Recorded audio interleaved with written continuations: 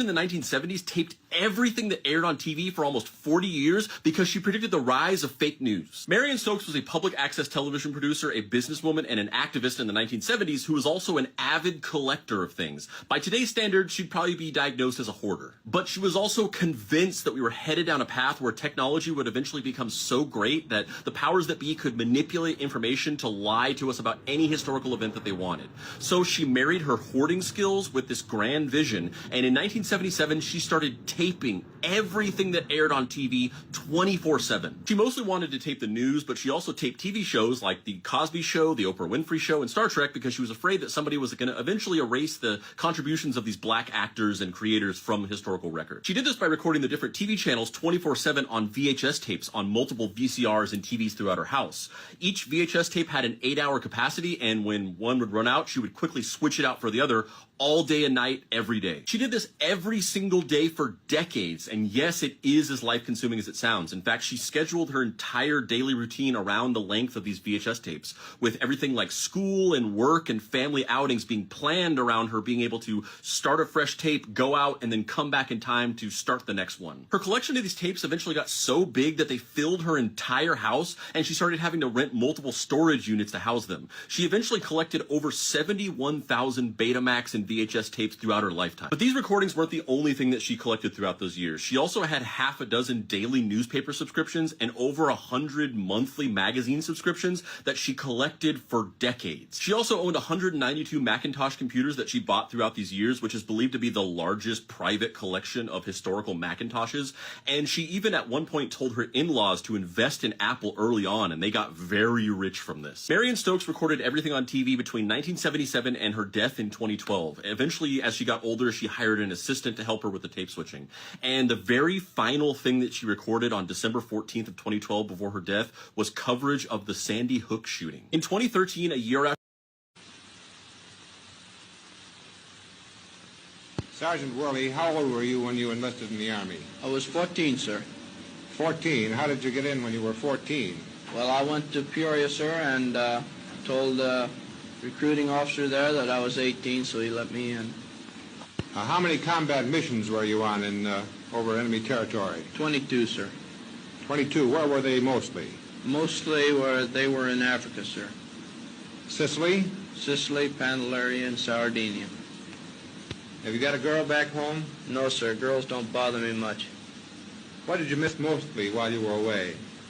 Oh, ice cream sodas was the most, I guess. Were you scared at all when you were over enemy territory on these missions? No, sir, not while I was over enemy territory, but when we come back to the field, you get out of the plane, you're shaking like a leaf on a tree.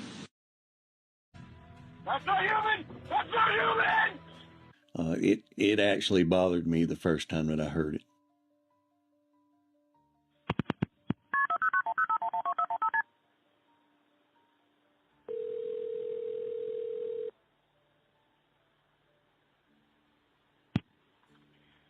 County 911, what's the address of your emergency? I'm driving on 210. I just crossed the Black River, and I thought I saw a guy standing on the side of the road bleeding. Okay, where are you at, sir? I'm on 210. I just crossed the Black River. I'm heading towards 53 East. I just passed Patriots Watch. Okay, so you're over near Morse Creek? Yes. Okay. And did you saw a man standing on the side of the road?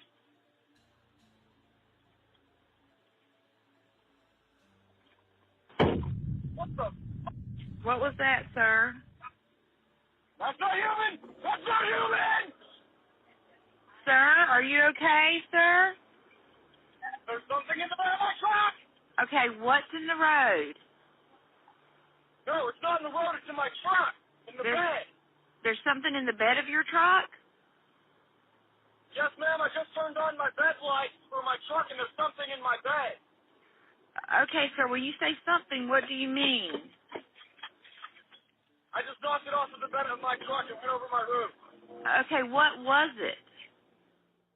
According to notes and the deputy reports, This thing jumped into the back of his pickup truck and began to actually beat on the top of the cab of his truck.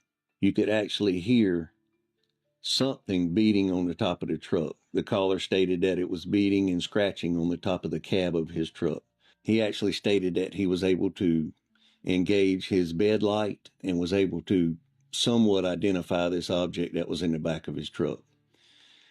At some point, he was able to slam on his brakes, and the force of inertia actually threw this thing out over his hood and onto the highway, where this thing stood up in the roadway, made its way to the wood line, and disappeared in the woods. This idea called the nature pyramid, and you can think about it a lot like the food pyramid, except saying like, eat this many servings of grain and this many of meat. It basically tells us how long we should spend in what type of nature. So at the base of this pyramid, the research says that if you spend at least 20 minutes a day, 3 times a week, that's associated with less burnout and less stress and just kind of overall more well-being. And that's the type of nature that you could find like in a city park. Nothing too crazy. At the next step of this pyramid is 5 hours a month in a little bit more out there nature. So this is the type of stuff that you might find like in a state park. You have to go a little bit more out there to get it. And this is associated with a lot less depression, better well-being. And then at the very top, there's this thing called the 3-day effect. And it basically says that after 3 days in nature, it leads to these brain changes in the waves that your brain rides. So on the 3rd day in nature, people are riding what are called alpha waves. And those are waves that are found in experienced meditators. And people start to report like, man, I just feel so much calmer and more collected and more like at peace and in tune with my surroundings. It's almost like kind of going on a meditation retreat, except there's no gurus and they're not charging you and you can eat whatever the hell you want. This idea called the nature. When you're the best of friends, having so much fun together, you're not even aware you're such a funny pair. You're the best of friends. When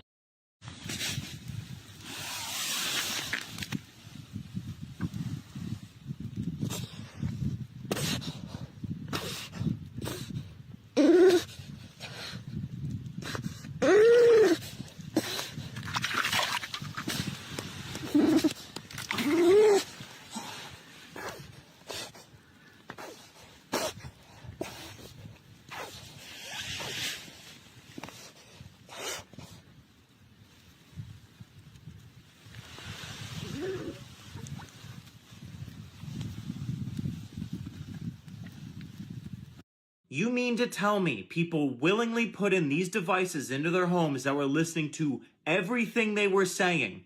This is so clearly spying on you, they weren't even trying to hide it. Why would anyone buy this? Hey Google, make a fart sound. This is a fart. You mean what the type of dog you have says about you. Number 1, the German Shepherd. If you own a German Shepherd, you're probably a stunning, badass bitch who answers to nobody and takes shit from no one. Anyways, that's all I have time for.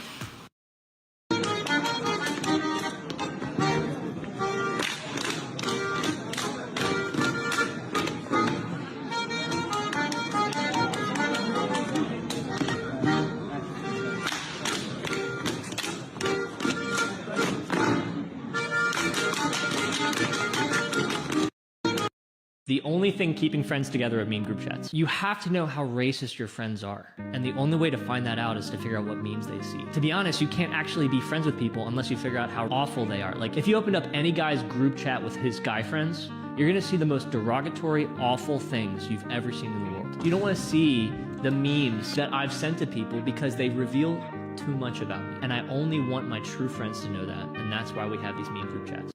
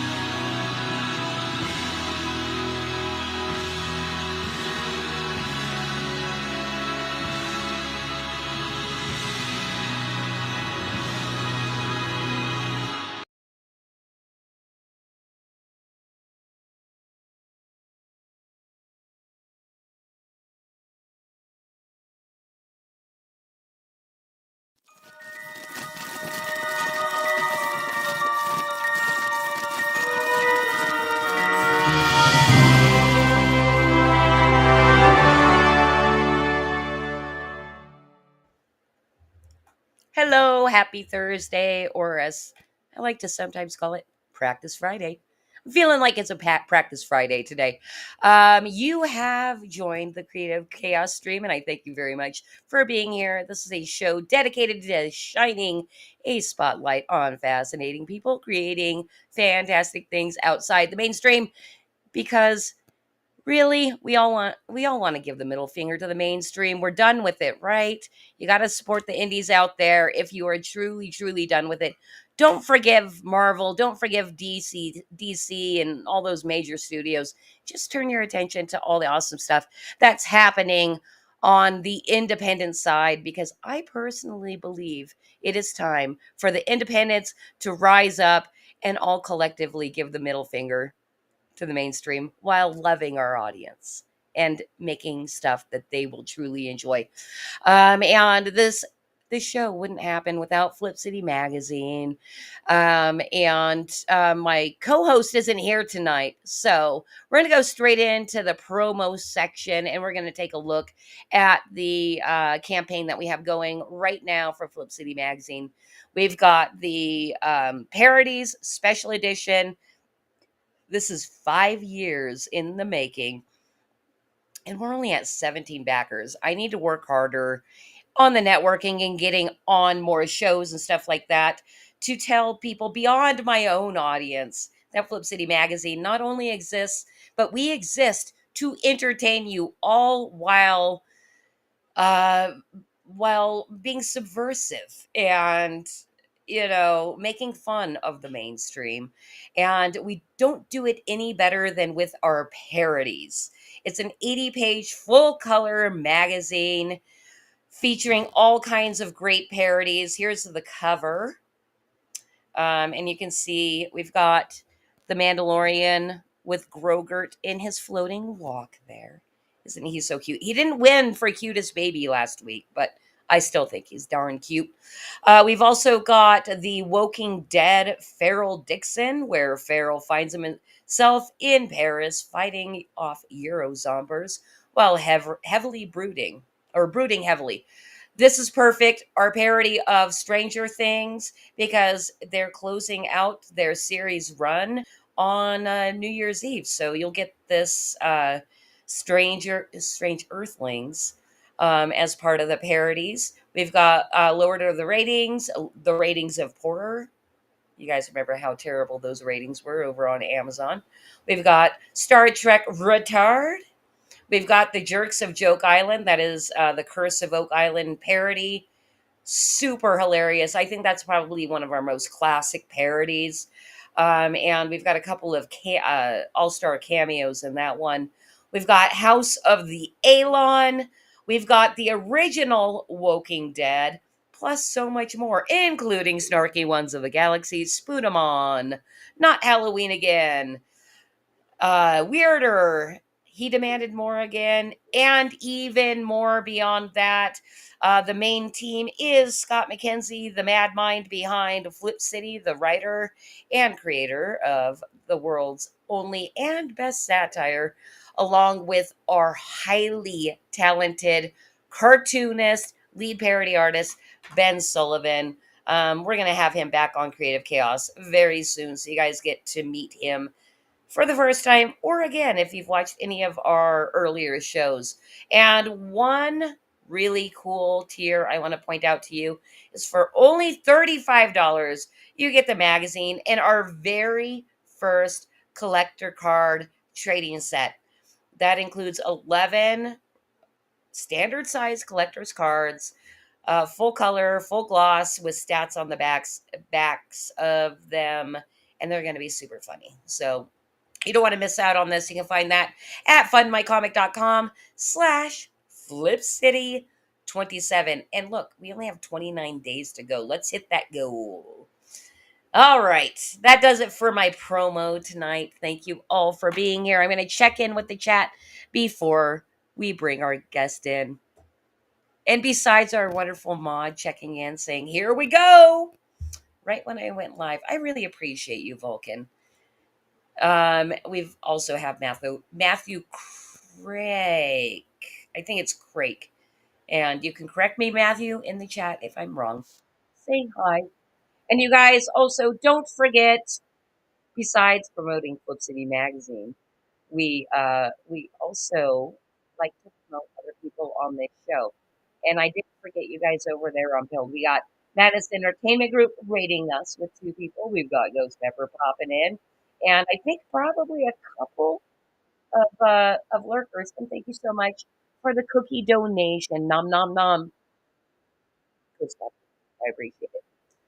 All right, let's get into the show. Oh, by the way, wonderful co-host Bruce will be a little bit late if I didn't already mention that. So we'll see him a little bit later in the show. So our guest tonight, his name is Jarrod Christman, and he's a filmmaker, musician, writer, dad, husband, brother, and all this other stuff. Why didn't I write a good thing there? Okay.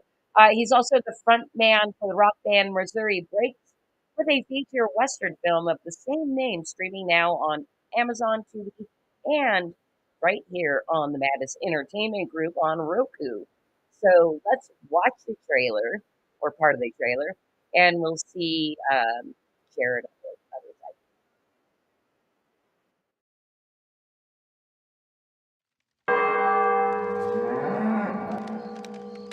So I've been curious, Bill. What brings a Missouri lawman way out here? Yeah, looking for that grand sense of adventure in the West, I suppose. So being a lawman wasn't adventurous enough for you? I guess I was looking for a different kind of adventure. And turns out Memphis wasn't all it's cracked up to be. What happened in Memphis? A bunch of good men got killed. All of them my friends. After that, Memphis just lost its luster. When'd you get to running with Shooter? I met Shooter in Chattanooga. In lieu of a court-martial, he was on disciplinary leave. A lot of people didn't like Shooter, but we always got along pretty good.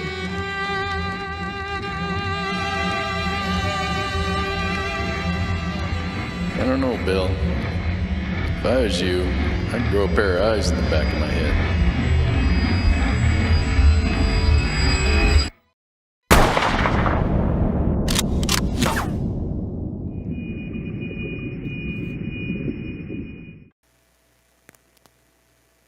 Jarrod, How's it going? was that an acceptable breaking point? Yeah, that's great. Wonderful. I'm like, we need to stick to a minute. It's a great trailer and great looking movie. Thank you. Thank you.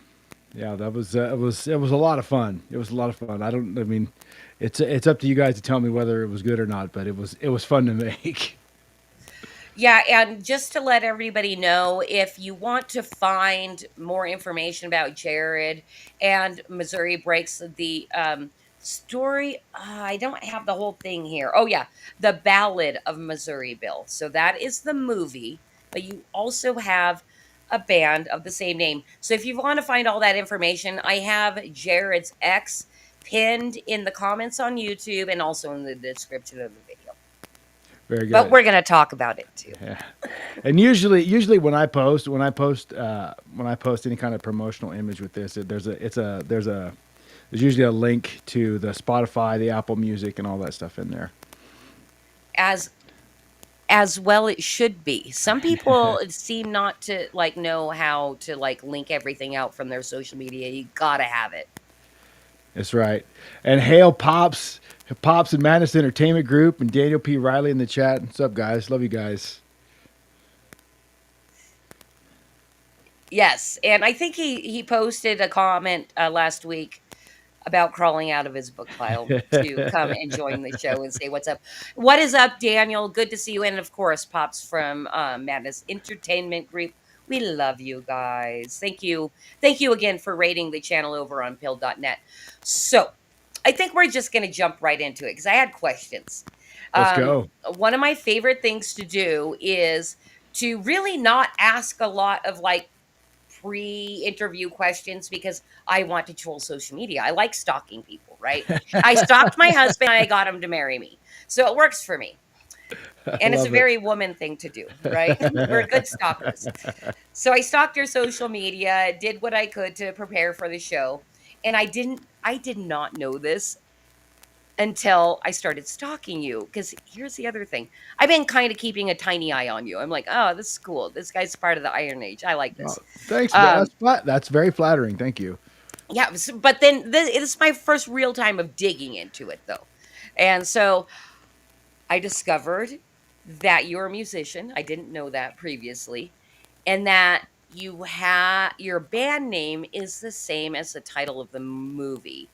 And so my inaugural question is, did you make the movie to bring more attention to your band? Uh, no, no. Actually, the movie name, the the the whole movie came from the music was first. So the music preceded the movie. And it just seemed it seemed like a disservice to the story to separate the two because just because of like I think just because of the everything that's behind the story of Missouri Breaks, the film Missouri Breaks film, it seemed like that'd be I don't want to separate it because it didn't feel right, if that makes sense. Okay, well, the music coming first, was it something that you had just started, like divine inspiration? You were making this thing and you're doing this album or whatever you're doing with your music, and then you're like, hey, this would be a great soundtrack for a movie. Or how did that work? So what? How that all came about was I wrote those songs. I wrote the songs for the film, not knowing they were going to be for a film. So I wrote them, and so I was in a band. I was in a band previously on Victory Records, and like a really heavy metal band.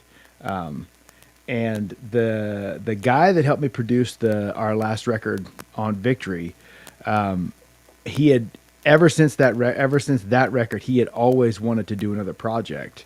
And now we would talk a couple times a year. He's like, hey man, what do you got? What are we doing?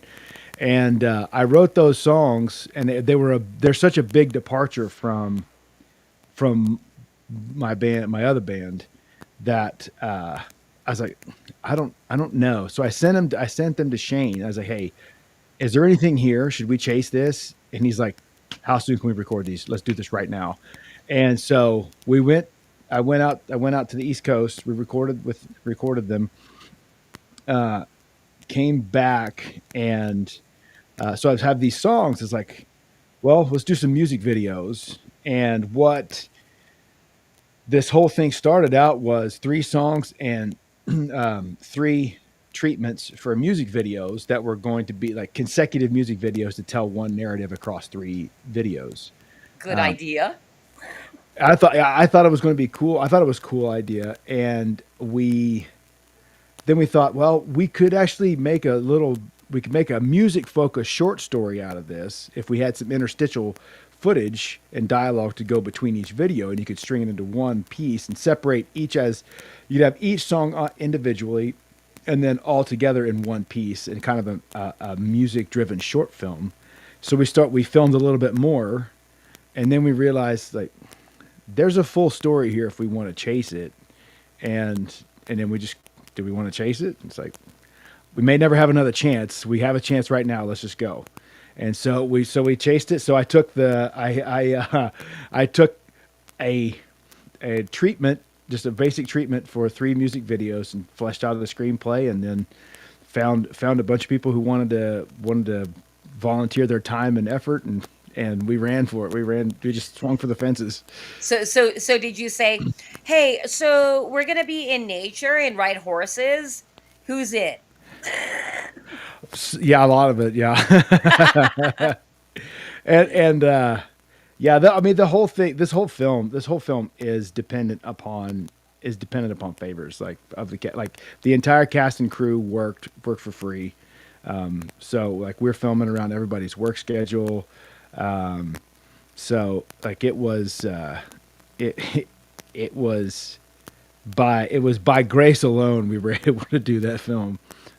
Okay, well, we're going to backpedal a little bit because I actually do like starting with kind of the elevator pitch of what this is. What is the Missouri Breaks Ballad of Missouri Bill? So on the surface, it is a story of a Civil War veteran who has never quite dealt with the past in his own past in the way he should have, and in the course of the film, the past catches up to him and puts him at a crossroads. He either has to turn and face his past and deal with it, or it will be to the peril of everything that he loves. Okay. Well, prior to doing this movie, have you ever been a filmmaker before, or was this your first toe in the water? No, this was my first film. Yeah, I've never done. I had done music videos before, just in my music career. Like I had done my previous band Corpus Christi. We had a couple videos back when MTV meant something, and like so we had a couple videos on MTV. That's cool. MTV2 Headbangers Ball. We had videos there, and then through my course through the course of my work with this studio and artist management company I worked for, I had worked on a couple other music videos. So I had an idea. I knew how to do a music video. I didn't know how to do a film, and so it was a lot. It was a lot of It was building the plane on the way down. Yeah, yeah, you were bootstrapping. Oh yeah, yeah, yeah. Well, if you had one takeaway of like the biggest lesson you learned while making a feature length film, because it is 91 minutes, I think, Yep. right? That Yep. is a full length film. What would you say would be your biggest takeaway, your biggest lesson?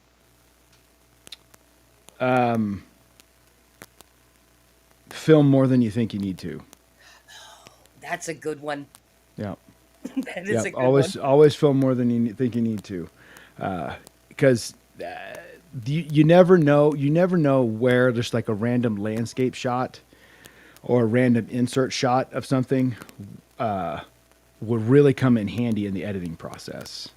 And so we had to do 3 separate pickup shoots, like once the editing process started, because I realized like we don't have this well enough to tell this part of the story, so we need to go shoot this.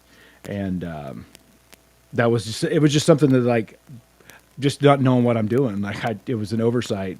And now I've realized, like as I'm working on the next screenplay and the next script, is like, okay, I know how to avoid this pitfall this time.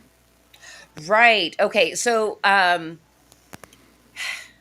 right. So you've worked on music videos. Now you have one feature film under your belt. Are you a crazy person, by the way? Because I Uh, mean, to bootstrap a feature film with a volunteer crew and then get it on Amazon, that's pretty impressive. I have been told I'm crazy. I think I'm probably too crazy to be self-aware. Okay. All right. So you've stopped questioning your sanity at this point. That is true. And just wanted to highlight this again. Uh, Bill says there was a time when MTV played music videos. Impossible. I know, right? We all remember those days. Now, see, I was a 120 minutes person, not so much the Headbangers Ball, but it Yep. was great Yep. for. Gosh, I mean, that was really fast. Did MTV do music videos for a decade even? They did, but by the mid '90s, they had really started to shift their programming to more TV, like legacy TV programming. And so I think like by the mid '90s, like after the grunge wave, I noticed that like videos became secondary to their other programming. Right. Okay. So are we going to be able to get like any kind of like rock and roll dude like behind the scenes looks, peeks into your life? Or do you want to keep that out of this? You know, back when you were a bad boy.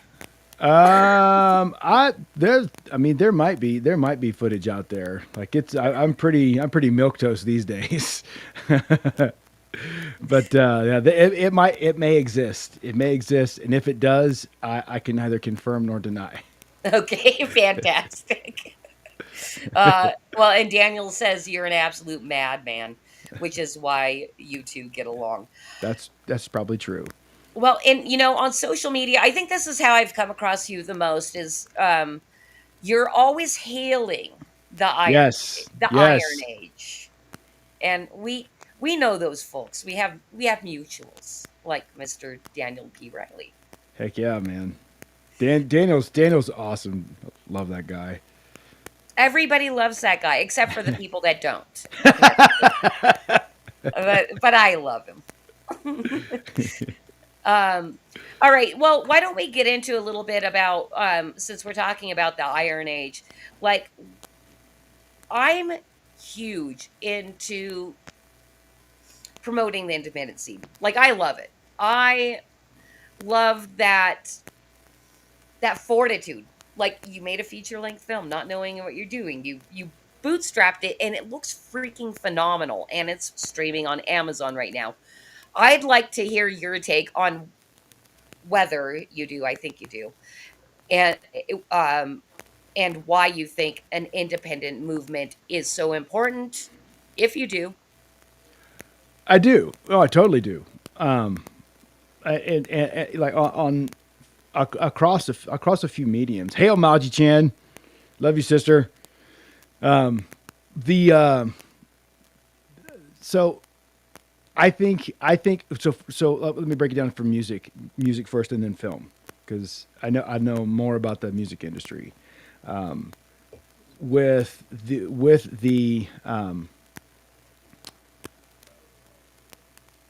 the cost to self-produce so much reduced from what it was even 15 years ago, it has really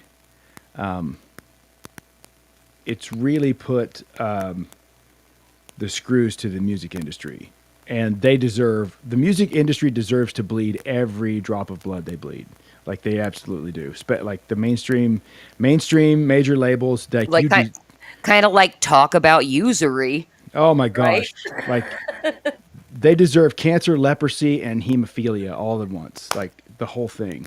They're just vampires and leeches, every single one of them. I have no respect for any of them, and like I have rubbed elbows with tons of those people. And like as far as the artists are concerned, like there's some really I've met some really cool people, like pretty high, like way higher up in the industry from an artist perspective than I ever got.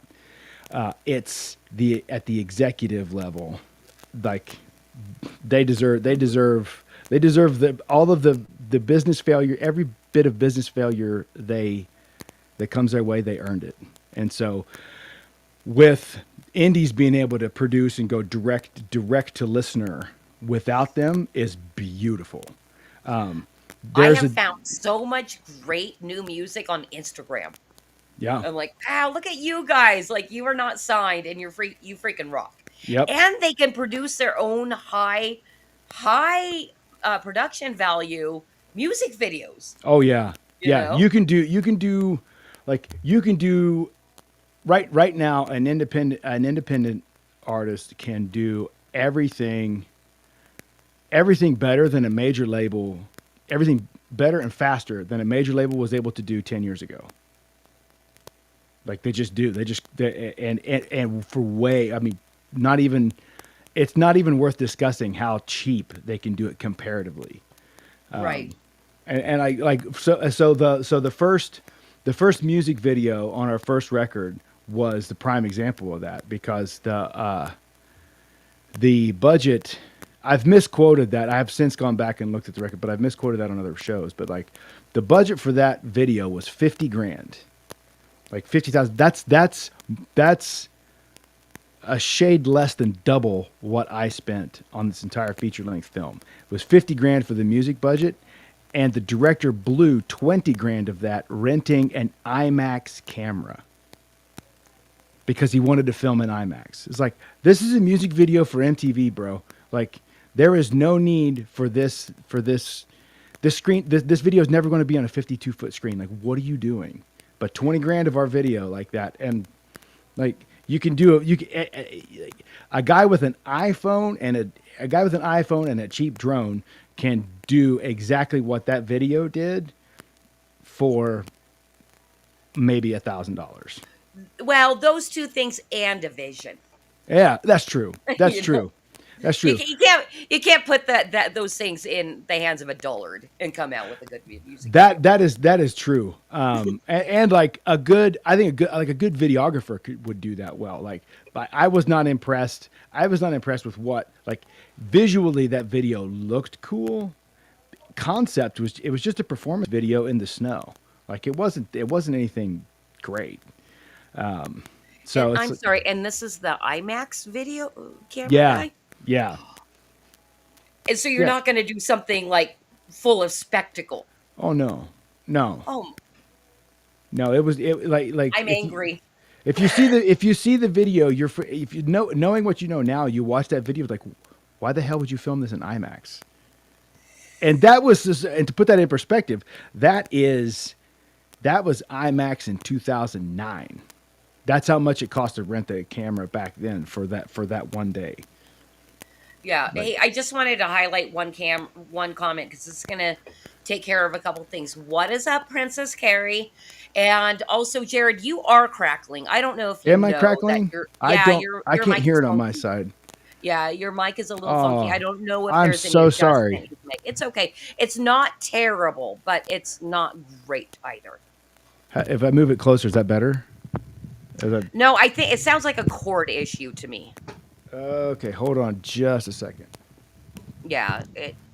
Actually, while you're doing that, I'm gonna like catch up with the chat a little bit. Yeah, and Pops, just so you know, says the music industry sucks. I think most industry sucks. You know, people want to break in to the industry and find out that it actually just kind of sucks. Um, and also, what's up, Maji-chan? Thank you so much for popping in to Creative Chaos. I know you're checking in when, you know, unplanned, just to let everybody know, unplanned. I've noticed that I've had a couple or a few people in a row that are all like Iron Age people. And I do hail the Iron Age. I love you guys. Lots and lots of support and very little drama in the Iron Age. And I think that's why I kind of prefer them. I prefer the Iron Age. You're very kind, Mr. McCushion. Is that any better? Oh, no, it's the same. It didn't get worse, luckily. Let me try Did to you get a try your different back cable. thing? Did you try that back thing? Yeah, Your I'm little- gonna try a different cable real quick. All I'm gonna right. mute my mic. Fantastic, and yes, Ustin, and I'm gonna keep mispronouncing your name, no matter how many times you tell me how to pronounce it. And it is because of Jared's electric personality. I agree with that. Also, what's up, Kurt? Also known as Eccentric. Good to see you out there hanging out with Creative Chaos. Um, I'm hoping, I'm really hoping that we might be able to get one kind of like juicy story out of Jarrod tonight regarding his previous life as an MTV music video producing guy and also Iron Seas. Hello. It was great hanging out with you the other day. And Kate Perrick. Look at all these wonderful, lovely people joining the Creative Chaos stream. I super appreciate it. Oh, here is the other thing. I may as well promote it right now. Pops is saying, go check out the Aussie book because it is available now. And Pops, if you wanted to drop that link in the pinned chat, because I I don't think you're wrenched on my YouTube channel. Drop that in the pill chat. I'll copy it and put it in the YouTube chat. Oh, you're wrenched. Cool. Go check out the Aussie book. It is packed with wonderful illustrations from a bunch of awesome illustrators, including the great Kurt Parker, also known as Eccentric. So go check that out and buy it.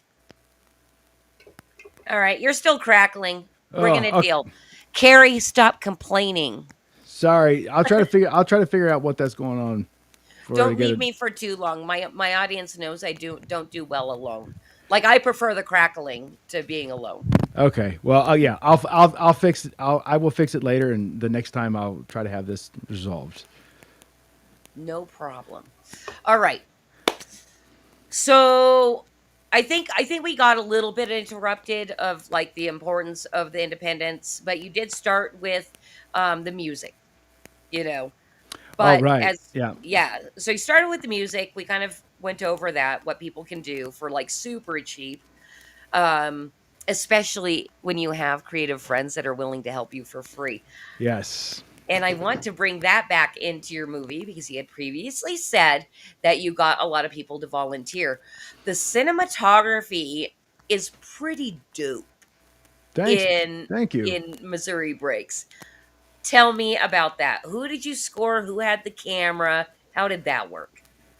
So there is a out here where I live, and he goes he goes to the church where I go to, and he's a really good wildlife photographer. He has never done any video, never done any movie, never done any cinematography, but he's really good at seeing pictures. So it's like taking what he's able, like his quality of image capture, and then applying that to with like my limited experience in filming. I think we were able to capture a lot of stuff that was a little above our weight class in terms of what we should have been able to get. Yes. Now, did he already have the camera because he's a still photographer? But you know, a lot of these Yeah. things come equipped with, you know, Yep. video. Yeah. He had so we filmed the whole thing with Canon R5, a Canon 90D, and then a borrowed Blackmagic Pocket Cinema. And of the three cameras, like the Canon R5 just smokes them all. You know, I have a Canon Mark III, and I freaking love it. Yeah. You know, and I haven't done a ton of filming with it, but I've done some, and it's just beautiful. And you know what? And so true, because I've done filming. I've done some movie stuff. Movies are so fun to make, by the way. Yeah. Uh, is if you come from a photography background, I personally think if you come from a photography background but haven't done video, those skills translate into making more beauty than somebody who comes from like a videography background without much photography background. I totally agree. Yeah. Yep. Because I totally depth agree. of field matters, Yep. everybody. Yep.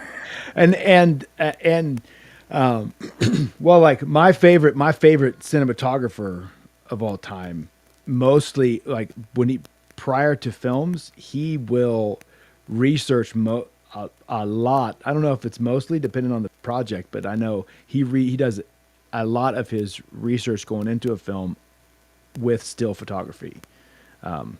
Just looking at the way artists are captured, like photographers are capturing things. It was Roger Deakins, and he's a huge fan of still photography and allows that to inform like his film photography. Okay. Now, sounds to me like you were the director because I didn't look. I didn't look at the credits. Of the Yeah. movie. I was one of two. Because it was hard. There were some scenes I did where I was actually performing in the scene and directing. It's just easier if you have someone else to be able to cut, action if I'm in the scene personally. Especially on some of the scenes where it's like I'm a quarter mile away and I got to ride toward the camera and that kind of stuff. Thank you for bringing that up. We're gonna like super pivot because you were the lead man. You were the lead man in the movie, right? Yeah.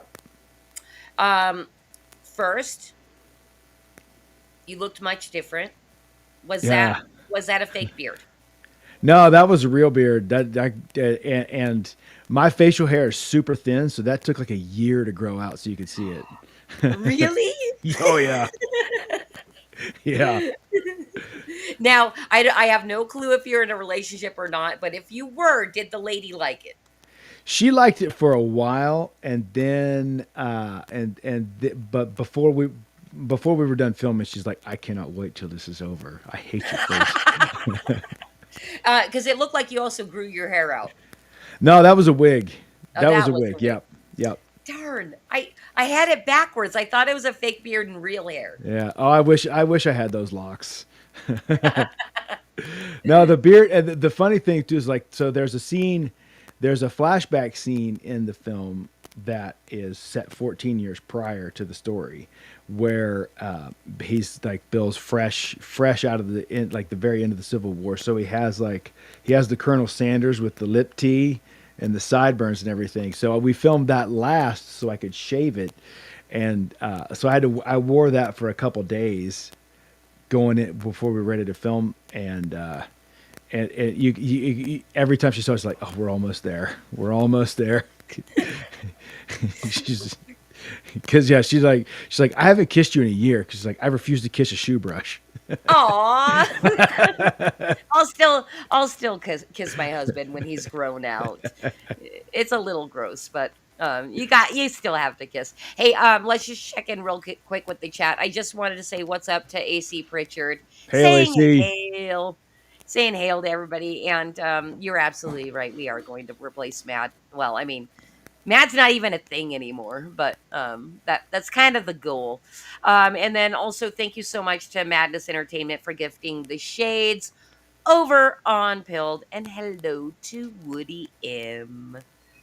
I think we're caught up with that. Okay, Yeah. now Everly, what's up, buddy? Oh, Everly just popped in too. What's up, Everly? Let's see. Greetings, y'all. Just got back from men's group. AC dropped a link. Thank you, AC, for sharing the stream out. Okay, so riding horses. Are you a horse rider? Yeah, I grew up on horses. Okay. And so that was the funny part about that is I had spent my entire youth in the saddle. Like that was what my brother and I did for money in high school. We trained horses. We raised ours and we trained other people's horses, and I hadn't been on one in maybe 15 years. And so the first day of filming was me on horseback by myself, and it was I so many times had to like fight my smile down. I was just grinning like an idiot, just because it felt so good to be back on a horse, and I'm just grinning like an idiot. It's like, wait, I'm supposed to be serious right now. Okay, so how many hours on a horse on that first day? I think we did 7. And did you pay for it at night? No, I thought I would. Okay. And the second day of shooting is what I paid for, because that was when we did all the shots of Bill like falling off, like getting shot and falling off the side. And we had no padding in the field, so I'm like 20 takes like diving off the side of that horse. Luckily we had him standing on a little bit of a hill, so I wasn't falling flat. I was falling onto a little bit of a roll, so it wasn't quite as bad as it could have been. But I was sore the next day after that. Yeah, gosh, I didn't even think about stunts. So was the falling off the horse, anybody that was here early enough to see the trailer, or you've seen the trailer because you've been following Jarrod for a while. Was that like the most intense stunt? I'm assuming there's fighting and stuff like that. I think no, the most intense one was the gunfight in the canyon. Like that one because we were we were on location. We were on location to shoot that, and we were shooting three scenes at this one place, and we had to do them. We had to do them in order because of needing to get the horses back to the other side of the valley, and so by the time we got up to that canyon to shoot that scene, we're racing against the light, and we hadn't had time to really plot out like what we were going to do. We just looked over, it's like, yeah, we can shoot it there. I think that'll be fine, but we had no idea how we were going to shoot it. So we the lady at the ranch was so cool. Like never met. Like she talked to me on the phone twice before we got there. We show up and she's like, "Well, there's all these places." She drove us around a little bit, shows just showed us some cool stuff she had where we could shoot, and then gave us her side by side. Never met us. Gave us her side by side, letting us drive all over the ranch, and so we drive, but so it's time to shoot the gunfight scene, and it's like we're all looking at the watch. It's like, dude, we are racing the sun now. We gotta move. So we get as close to it as we can, and then we realize like, crap, we're still like 200 yards away from the bottom of this canyon where we need to be to start.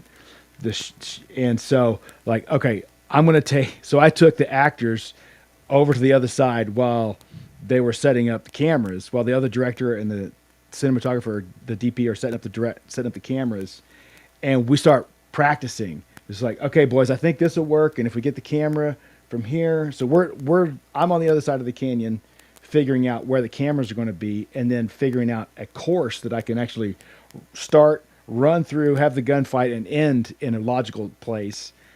And so there's actually a shot in the movie that made it in the movie. It's a wide angle shot of Bill coming out from cover and starting to charge up the canyon. That was just a practice take, a rehearsal take while we're doing that. And so from the time we moved over to finish the shot with all the takes, and we had to keep moving uphill to get up in the sunlight to keep the light for continuity's sake. Yeah, So right. so like by the time it was 45 minutes total, just a shade under 45 minutes, and I ran uphill in the same. I would probably run about 30 yards per take of like Uphill. Running uphill in cowboy boots that are slick as snot, and it's sagebrush. It's sagebrush and sand down there, so it's real. I mean, it's slippery. And I must have done jumping over rocks and smacking this guy and shooting that guy, and like, and I was under the wardrobe. I was drenched. It was because it was hot, and that was intense. Like, cause and after it was over, I was like, there's no way the insurance for any production would have signed off on this. Right. Hail the Andes. That's right. That's right. We shirk all that stuff. Absolutely. We're on a low budget or no budget. And on that location, because we drove, there's two ladies down there let us shoot on their ranches, and for free, and we put in 50 hours in 3 days. Wow. Yeah, we were cooking, like because like the one scene, all the cattle drive footage we did in one day, and there's a cattle drive. Yeah, pieces of it. Yeah, we break it up because we had one stretch of field, 200 acres that we could film in with these cattle, and so we was like, okay, it's like we're just going to start really early in the morning, and we're going to shoot. We'll shoot and just push them real slow all the way to the other end, because there's a long, narrow field or pasture. We pushed them all the way to the other end, drove them, and then we broke for lunch, and then after lunch we had to go round them all back up because they went up in the woods, pushed them all back down to the field, and then pushed them back the other way again, and then Hold yeah. on though. So you've got volunteer actors, including yourself. I mean, you're volunteering for your own thing. Driving cattle. You guys have experience driving cattle? Myself and the other actor do. Nobody else did, and that was hilarious in and of itself because we had to do a practice day out at his ranch.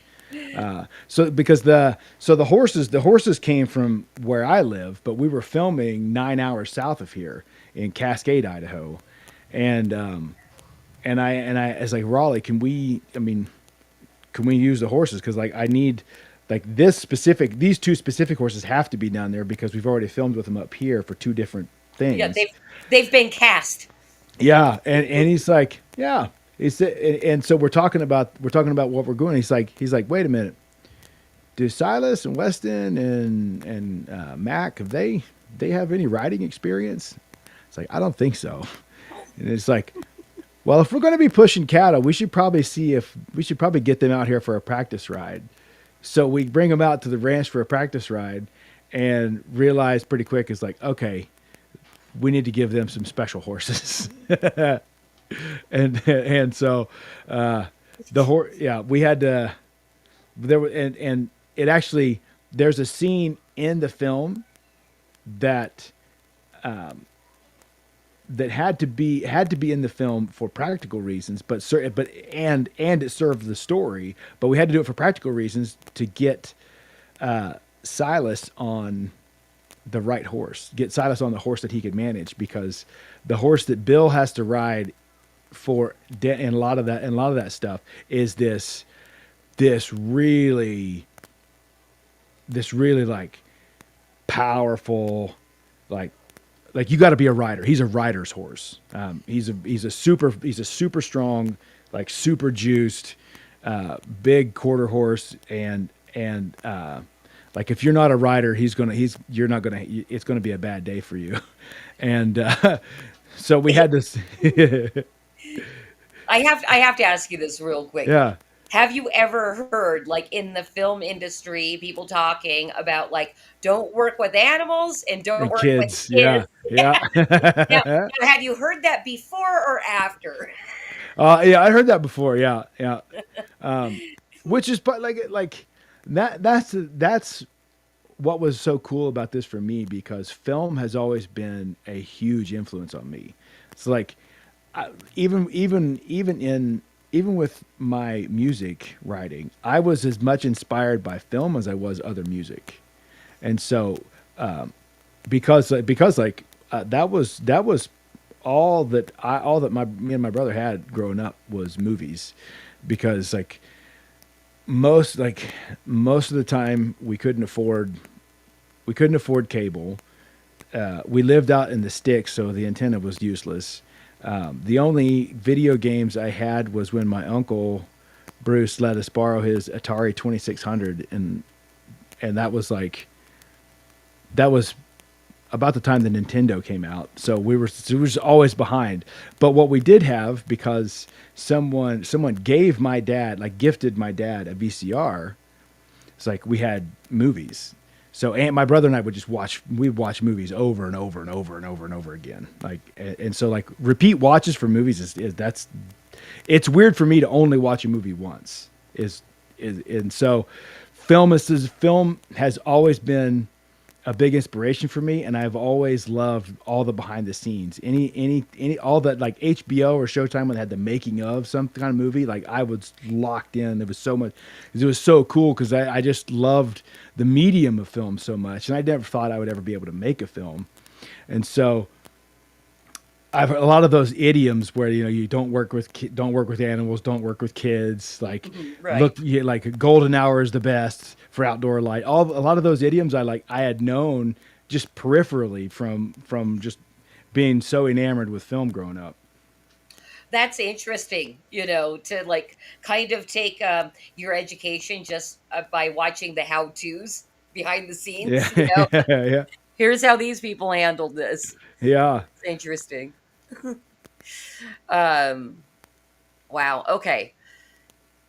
I'm kind of mind blown that you're putting actors on horses that, they've never ridden before, and you freaking made it happen.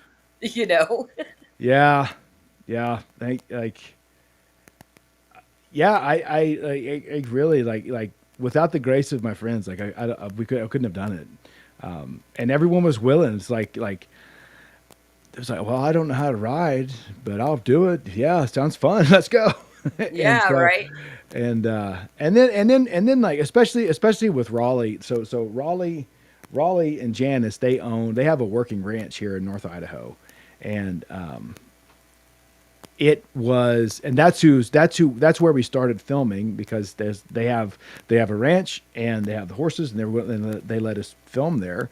And so that's kind of why we had to have that horse, because that's how we started filming. And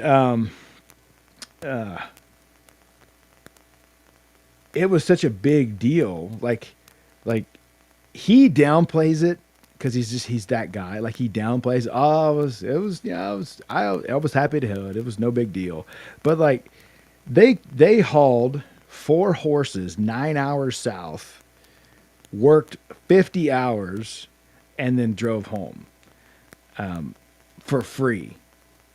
Like I think I filled up their tank once. Wow. Yeah, because I also love taking advantage of friends.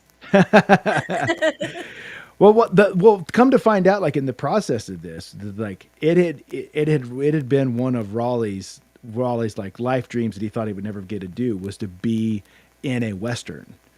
Because Oh, really? Now, had you previously known that?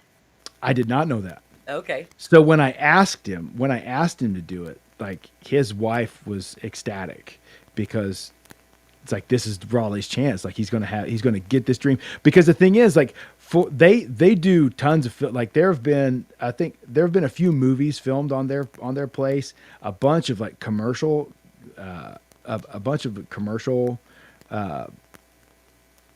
for either print ads or commercial. Actually, like commercials have been filmed out there for different things, like Wrangler, Duluth, Carhartt, like a bunch of other people have like filmed out there. Because it's like rugged. Like North Idaho is a pretty rugged place, and so he'd always been around it, and he'd been a wrangler on a couple other movies. So he'd been around it. He's like, that would be a lot of fun. I would love to do that. So when he had the chance, and I asked him, like, he was all in. Oh, and that's so cool. and like and then it ended up we filmed probably 60% of the film on their property for free. Yeah. Yeah. Yeah, it sounds like everything came together very nicely for you. But like, if there were like a big struggle, like what would be the biggest struggle in your production? Because so far you're making it sound pretty freaking easy to bootstrap a feature film. We struggle with audio a lot. Okay. Yeah. Oh, well, you're outdoor. Yeah. Audio was tough. And in the editing process, we realized that like a bunch of our live audio capture had been corrupted, and so there was I actually had to take, like, once I had the sound design in place in terms of like all the extra sound. Like once I had that done, I had to take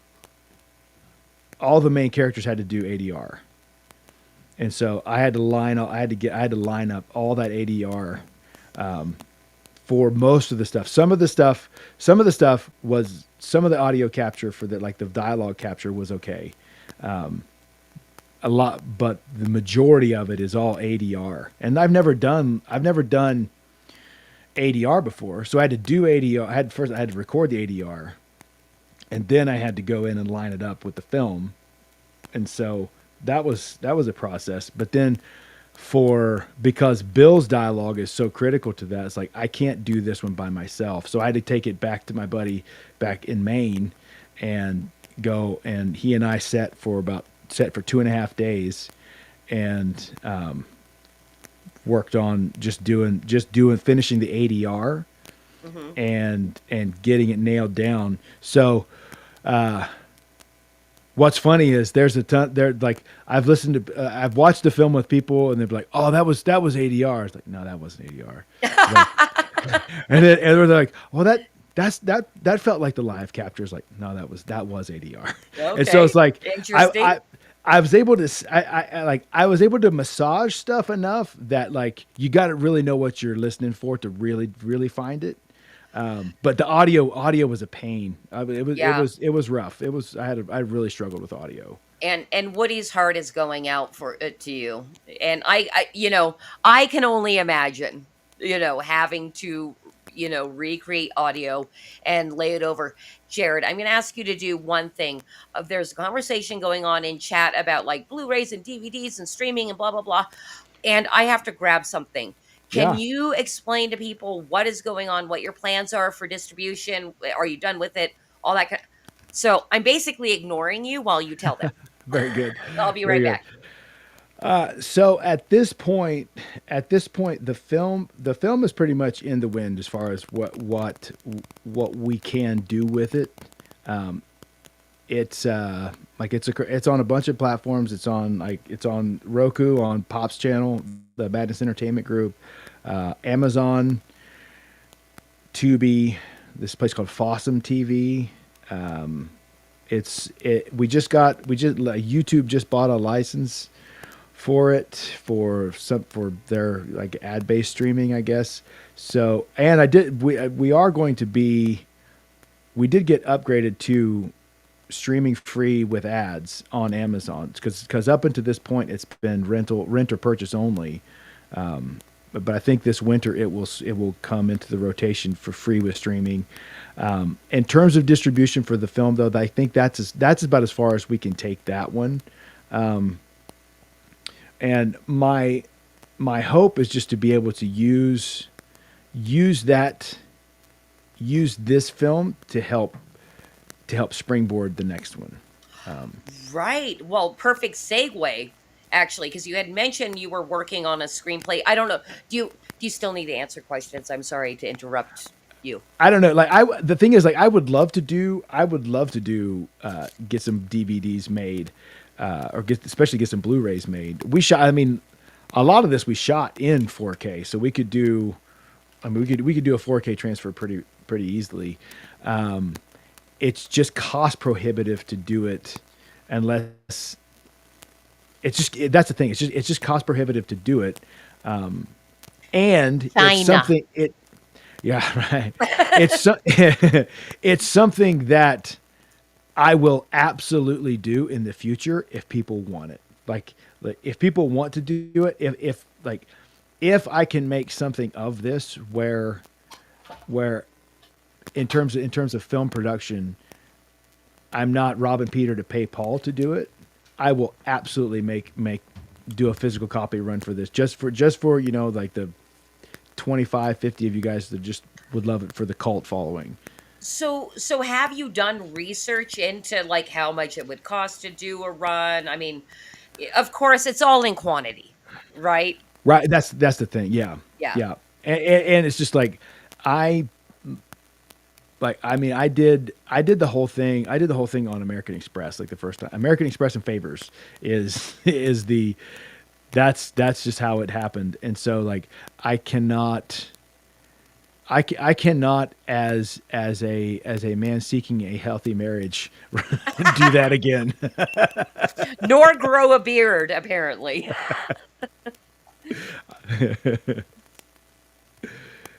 Hail to the great Billy Paramax and Animation Overload. If I didn't say hello earlier, thank you. That's right, Maji Chan. You are one of the OGs. Happening. What constitutes an OG?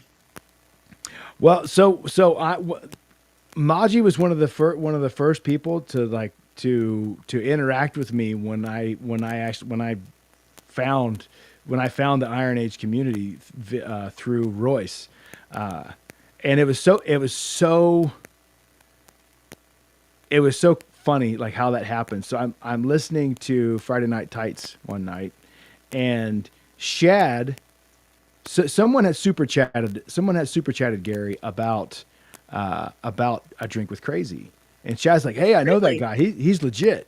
And I was like, "A Drink with Crazy, A Drink with Crazy." And like at that point, the first draft, or my book is ready for editing. And so it's probably the third draft, but my book's ready for editing. And so I hit Royce up because Shad had vouched for him. So like, "Hey man, I got this book. I'm looking for an editor. Do you know what I could do with this?" And he's like, you need to hit up Daniel P. Riley. So I hit up Daniel P. Riley, and that's when I had come back to X since that's the first time since like 2009. So I come back,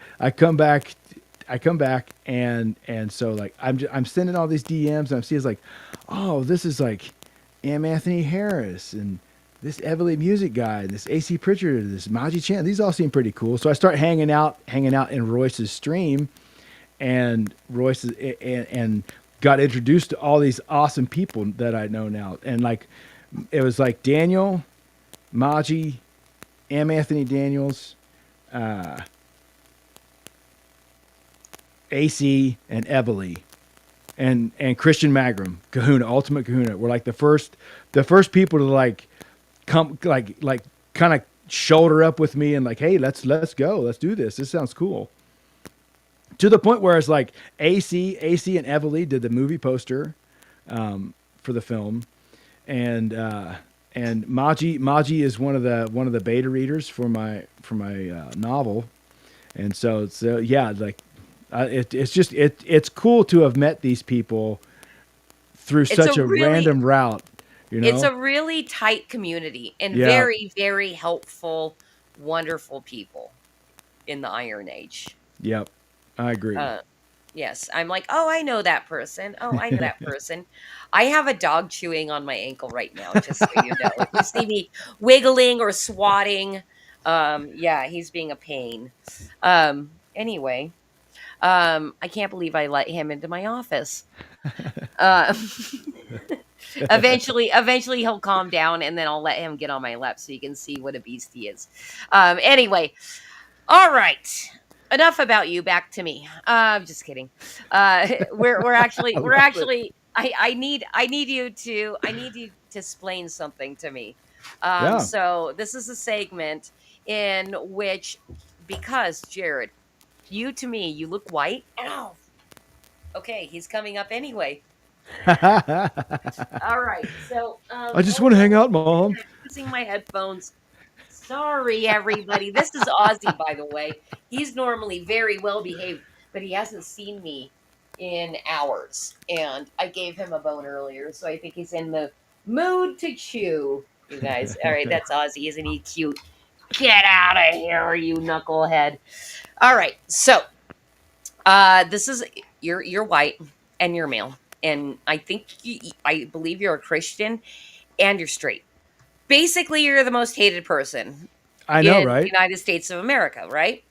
And that is why I created the mansplain segment. I'm evoking my feminine privilege to give you a platform to explain things to me and my wonderful audience. So we're going to get into mansplain right now, and I got a question for you. Okay. Mansplaining has positively changed her life. You can see it in her eyes. These are her eyes.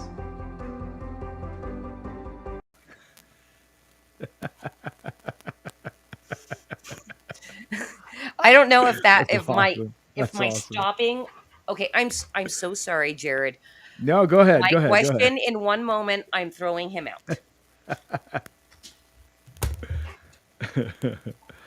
Dude, thanks guys for showing up, man. This is awesome. It's good to see a lot of the Iron Seas folks over here. Hello, everybody. All right. Well, I think also a good portion of our viewing audience are straight white males as well. So, all right. We established that you bootstrapped this film, and I do try to add as much value to people watching because I think a lot of people that also watch Creative Chaos are in the creative scene. I want you to explain to me and the wonderful audience how to get off their ass and just make their own feature film. Yeah. Stop questioning yourself. Do it. Yeah. That's it. Just start. Just start. Like you don't have a complete script. Go ahead. Start. Do you have an idea? Start shooting something. Start filming something. Get some. But like it's not as hard as you think it is, as you think it will be. Although it will be a lot of work. But yeah, just start. That's the thing. Like fantasy authors, I've noticed a lot fantasy writers have a tendency to get stuck in the world building trap. Why the Where- quotes? because like that's for the guys who will dick around for 15 years building some fantasy world and never write a single piece of the story, but they'll build the world. It's like, get off your ass and tell the story. Either you have a story to tell or you don't. So they're dungeon masters. Right. Right? I mean, because that's something, and like seriously, no offense to any previous guests that I've had on. A lot of people that I've had on that do fantasy, that's really where they started, was they built a world with their friends in D&D. And then they decided to turn it into a comic book or a novel. Right. Yeah. Which is great because they took the next step. Like, right. Don't stop. Like, don't question yourself.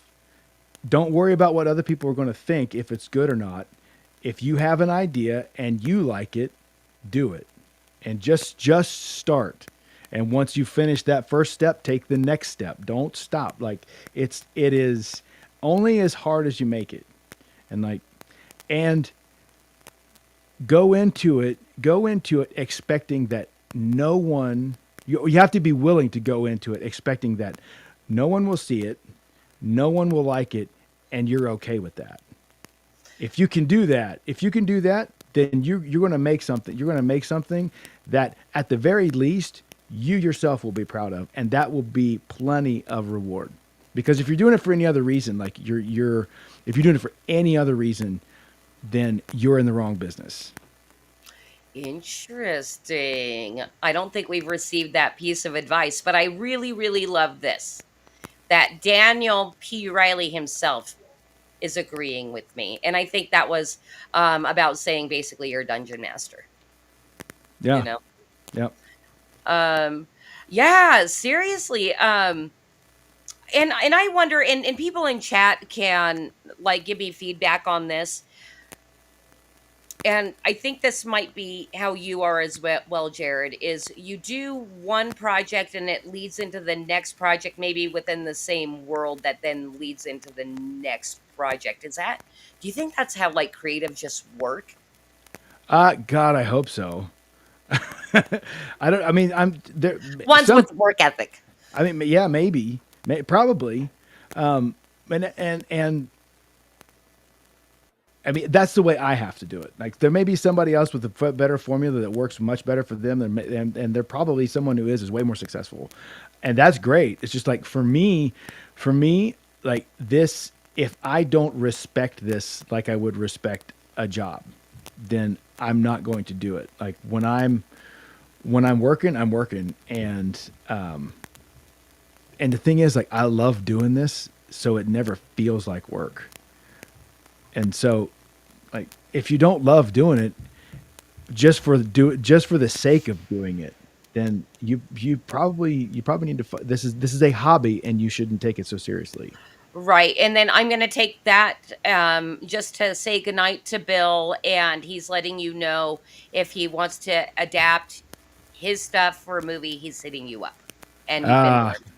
You've been warned right here on Creative. Hey, you can't threaten me with a good time, Makushin. All right. Very, very good.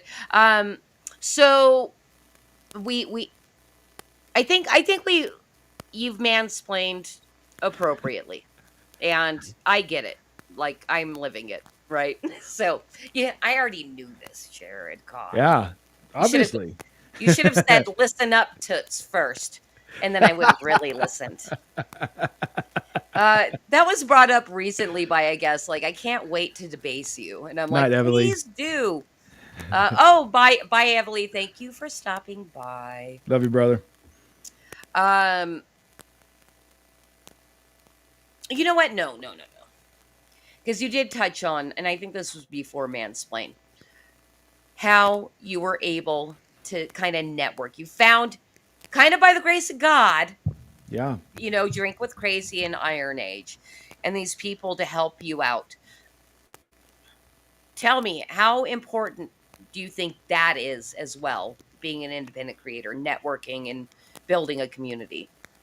The more I do it, the more important it is.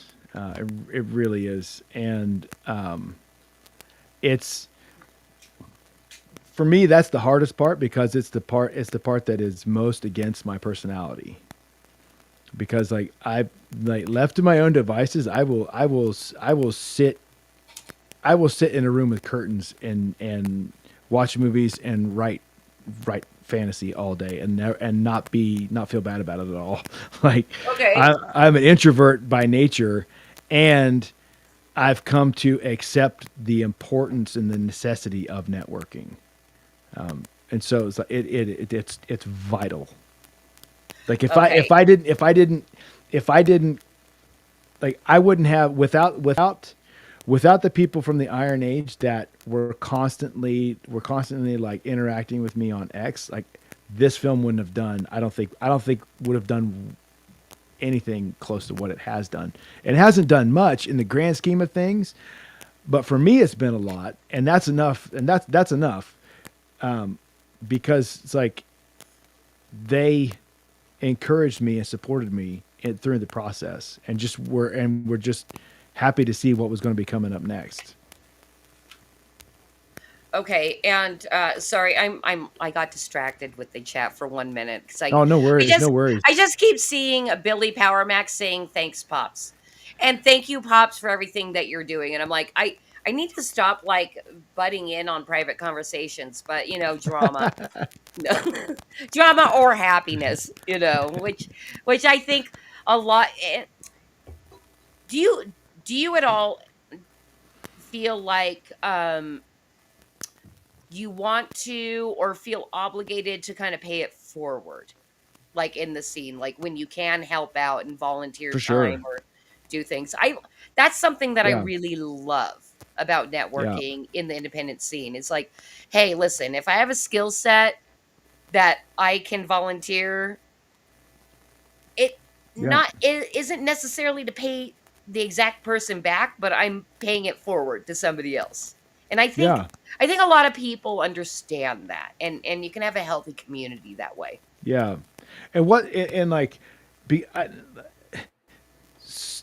I appreciate that so much about this because of coming from Cincinnati. So my band, like Cincinnati used to have such a killer underground music scene, like between the metalcore and hardcore scenes, like it was so good.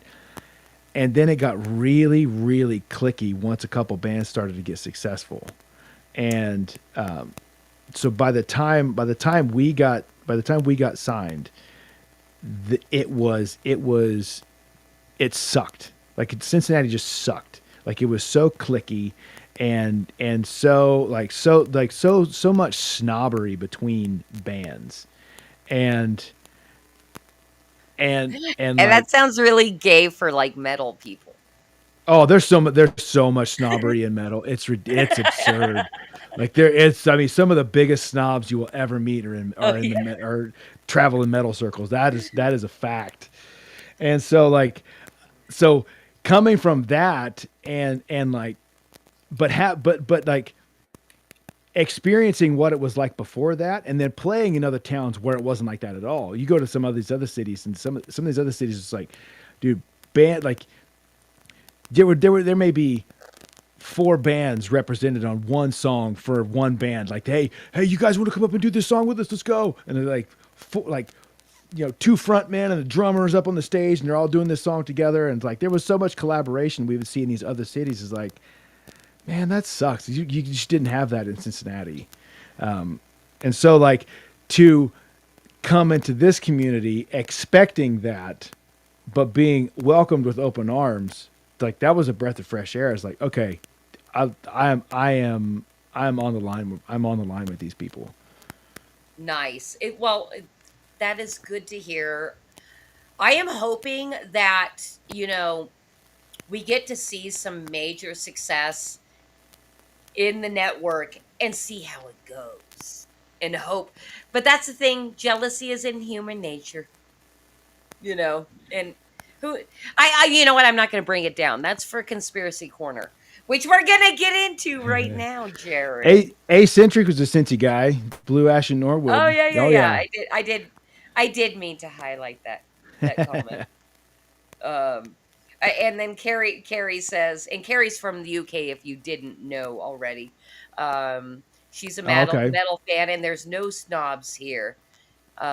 You're going to the wrong venues.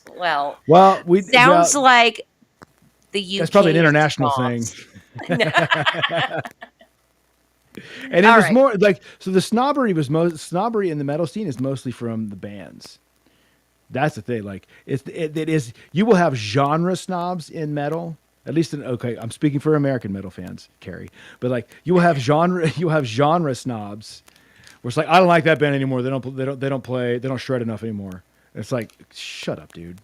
But like within the bands, you get a lot of snobbery within the bands. Interesting. Like within the band itself or between bands? Between bands. Okay. Emily, that's true. Yeah. Okay. What, this comment here? Yeah. Oh, I totally do. My wife is like, we'll be listening to something. I'll make a comment. She was like, "You are such a snob." So I'm sorry, I can't help it. Hey, I just wanted to say also, I know you haven't met the guy, but my co-host here on the show says that he fell asleep on the train and missed his stop and had to go back one stop. Oh, And bummer. so I'm not sure if we're gonna get Bruce tonight because we're not closing the show by any means yet. So he might get here near the end, but we are going to get into Conspiracy Corner. Jarrod, this is how I personally love getting to know our guests. So we're going to get into Conspiracy Corner. I'm going to tell you how it works. Yes. It already sounds awesome. Let's go.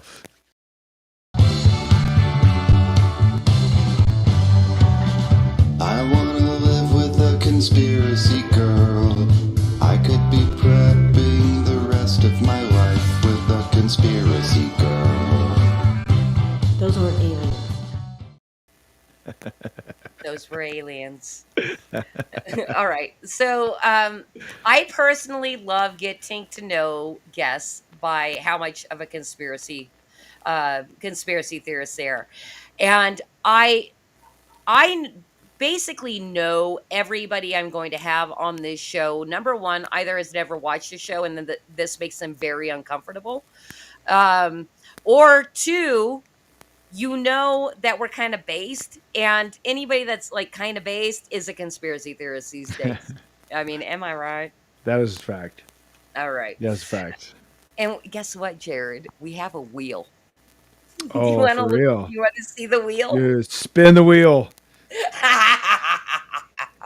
Yes. This has recently been updated. There's some that are more woo-woo than others, and others that are just kind of almost common knowledge in these circles that we hang out in. And here is how the wheel works. You can see there's tons of topics on here. You get 3 spins. And you can choose to stay with the first spin topic or the second spin topic. But if you choose to spin a third time, you are stuck with that topic no matter what it is. But it's also why I love having creative people on, because you absolutely can just make up a freaking story and talk out your butt. Do you understand how the wheel works? Yes. All right. Also the wheel rules are fluid, so if I want to change It them was at any nice. moment, that's going to happen because it's my show. Damn it! That's awesome. All right, cool. Are you ready to spin the wheel? Yes. How do I just? Where do I click? You don't have to click anything. Okay. Yeah. Our Let's do it. wonderful producer will spin it for us. Let's spin the wheel.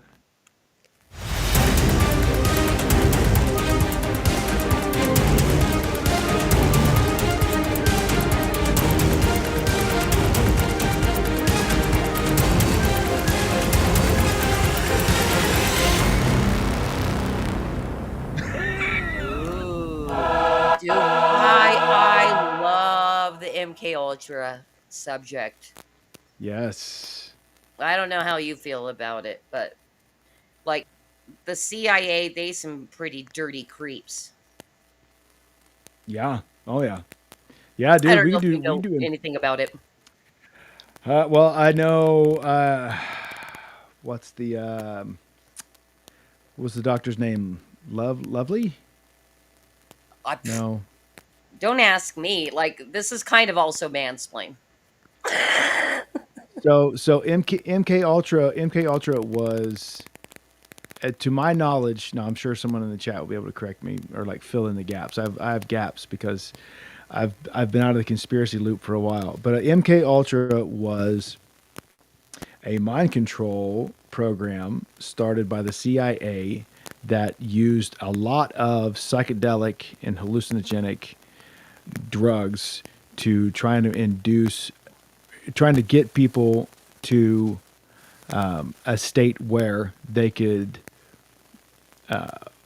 they were subject to the power of suggestion and could be made to do things. A few notable historical names in that are Ted Kaczynski and Charles Manson. I didn't know Ted Kaczynski might have been a subject. Now, here's the thing, Christian. Our lovely producer did take down the wheel. You still don't have to stick with that subject because I do allow people to kind of give a roundabout, like, hey, but if you want to go into depth on it, we can stick with the MK Ultra or we can stick around. And also, I will add, yes, I think that is the basic gist of it, but also it's more of an umbrella term for a bunch of other CIA projects to do similar things, like psychic abilities and stuff like that. Yeah, there were. Yeah, it was. Man, I cannot remember the name. There was a doctor who ran it out of a clinic in San Francisco in around Haight-Ashbury, which is how the Manson family got looped into that. And Manson was crap. I can't remember the documentary. There's a documentary about it where a guy goes in depth with records to show how Manson was involved in that, in the recruitment of. Are you talking about vinyl records or paper records? Government records. Paper. Yeah. I think it was because it's declassified. It's been FOIA'd. So there's a Freedom of Information Act affidavit, or the Freedom of Information Act request for a lot of the information is where he got a lot of his stuff. But yeah, Manson was a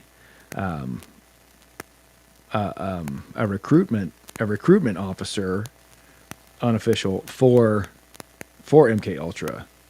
Unofficial. I love that you added that asterisk. All right.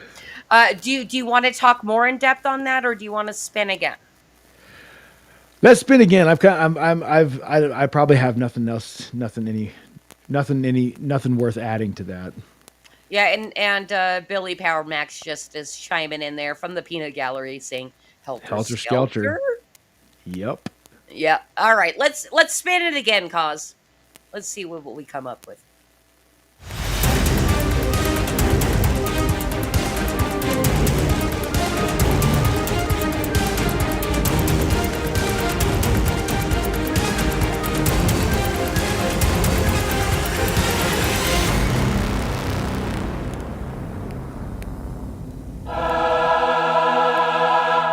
This is a new Time. ad, by the way. Ooh, Do you know time anything about slips. time slips?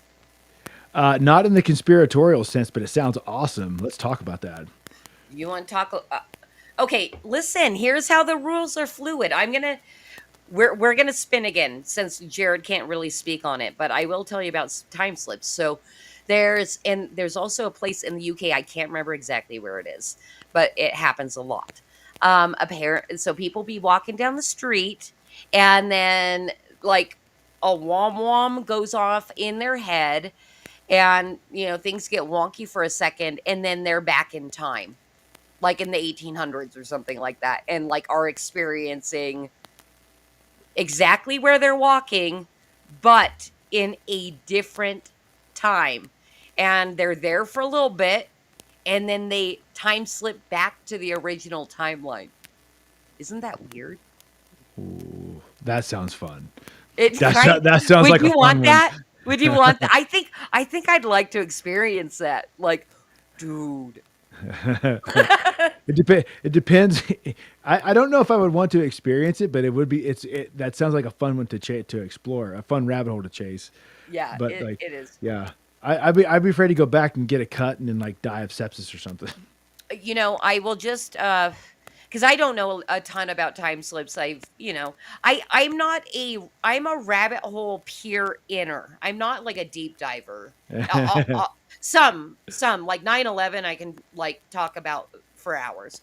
But like time slips I like peer in. I'm like, okay, why files is a good introduction, I think, to a lot of conspiracy theories. So check out Why Files Time Slips on YouTube.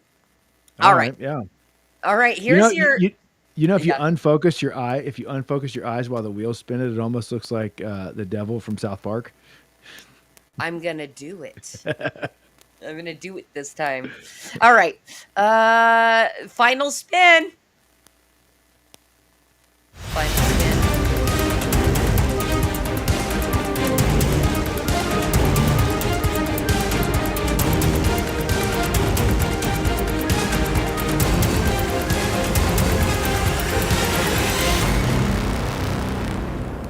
Wait, is it gonna land on time slips again? I think we just went through our own time slip.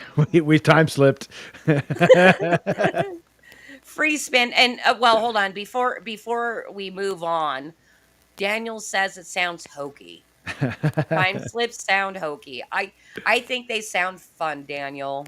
Don't ruin my good time. All right, free spin. Let's do it.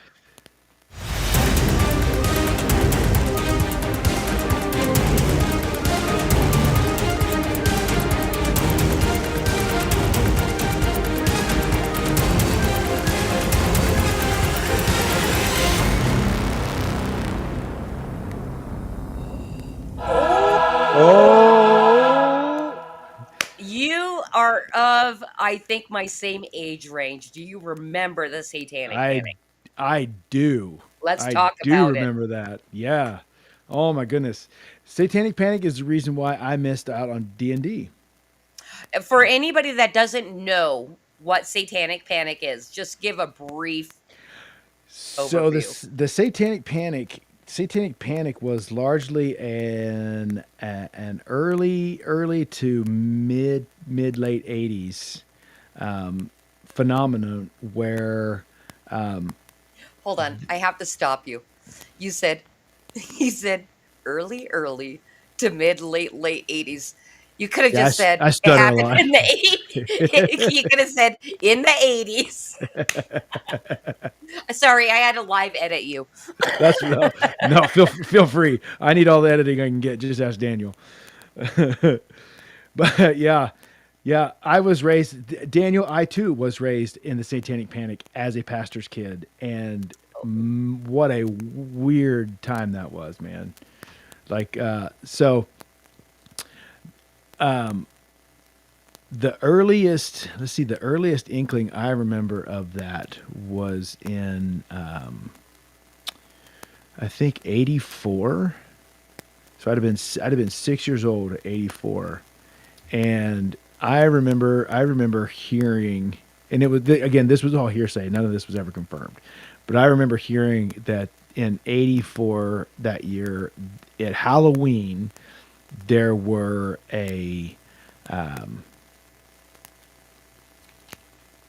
there were satanic cult sacrifices in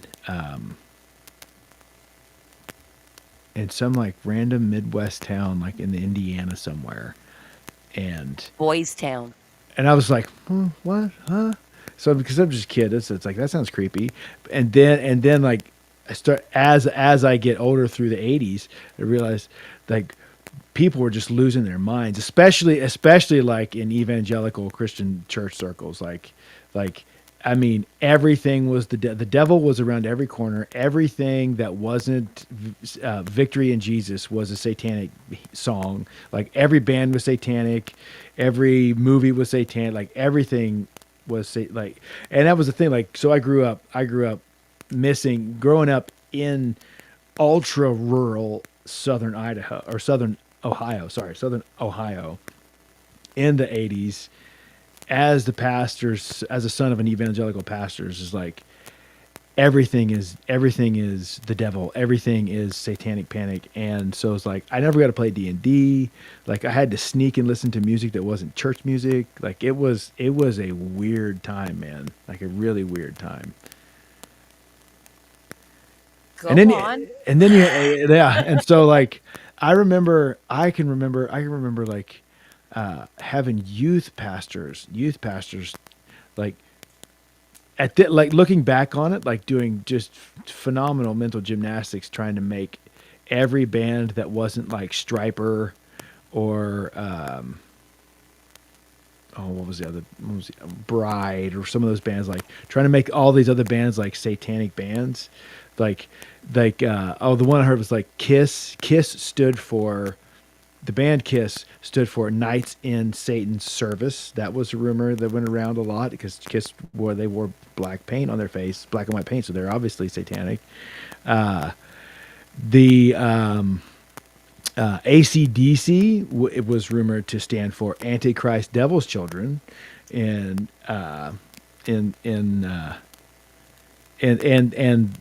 their song Highway to Hell was laced with subliminal messages. That was the other. Do you remember all the subliminal messages? Oh, subliminal message. Yeah.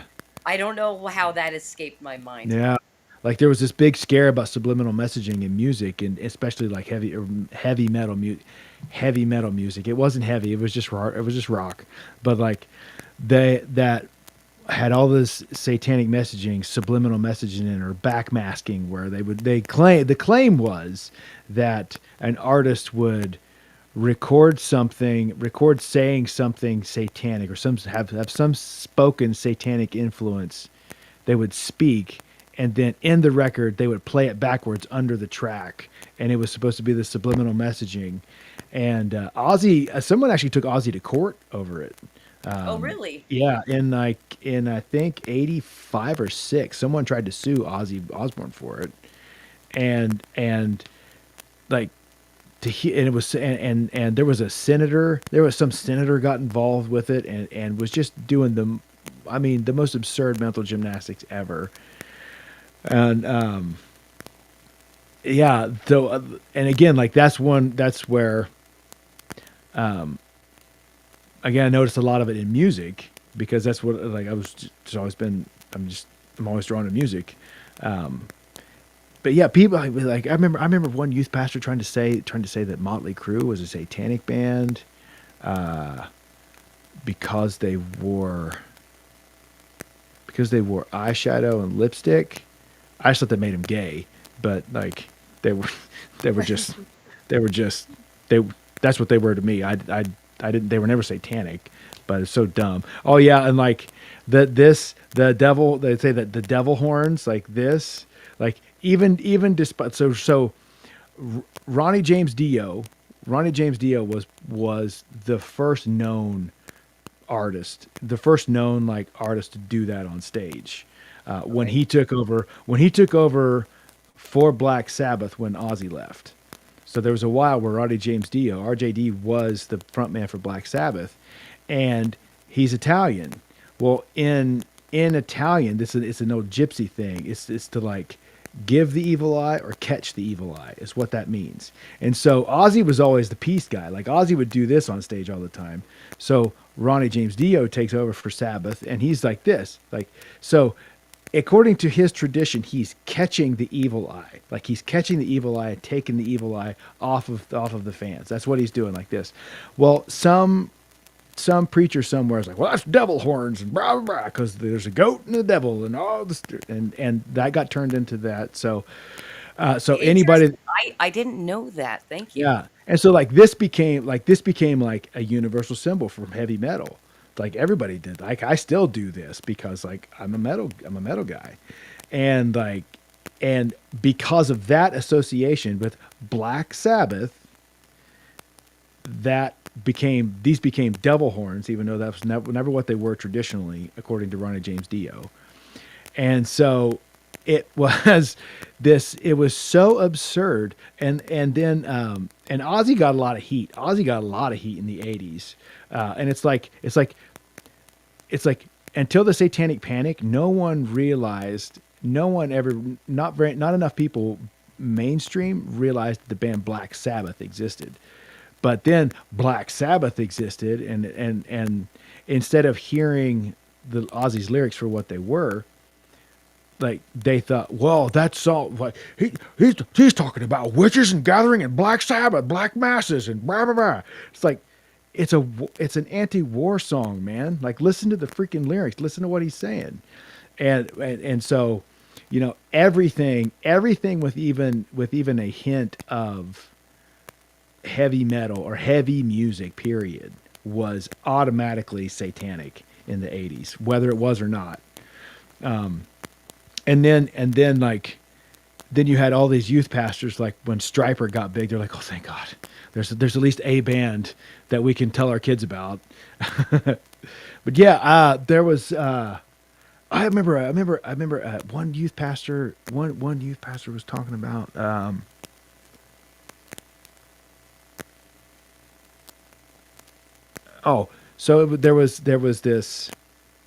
there was a legend in the 80s. I have no idea if it's true, and it probably wasn't, but it was a legend in the 80s that U2, the band U2, was satanic.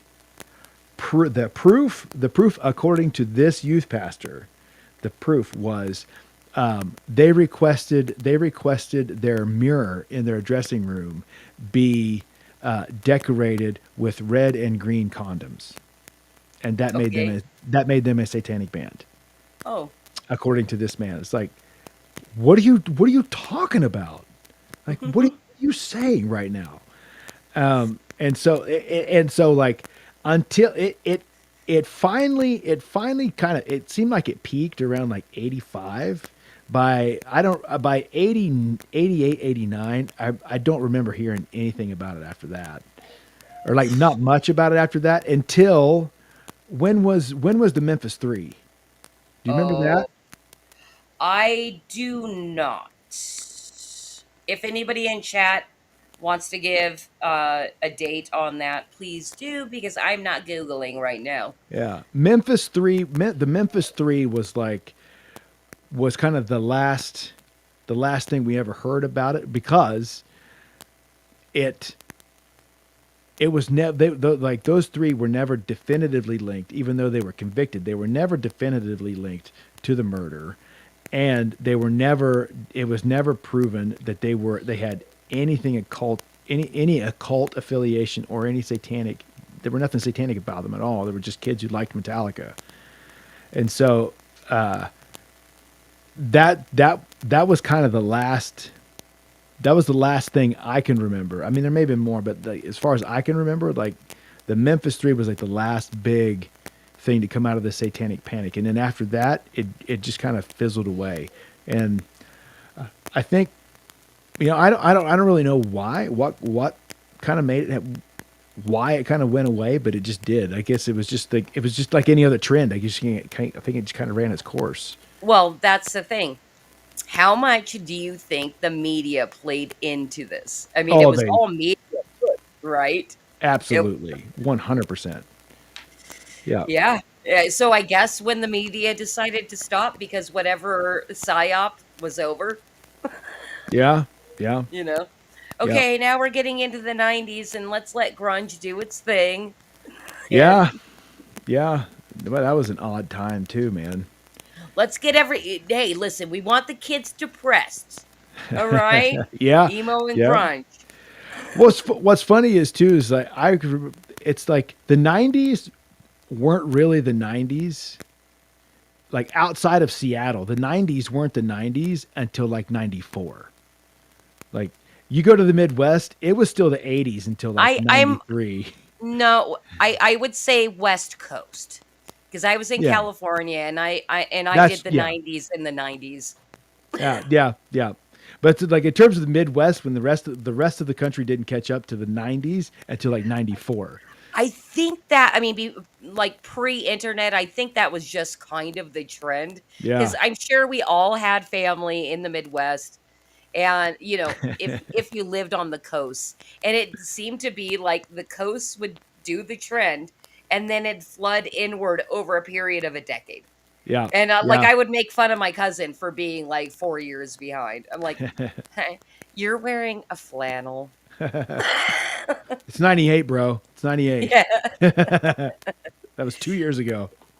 All right. And then Daniel has to add here Satanic Panic was sparked by a book called Michelle Remembers that was lauded as, and then discredited due to the pseudoscience used as its basis. Wow. I don't, There you go.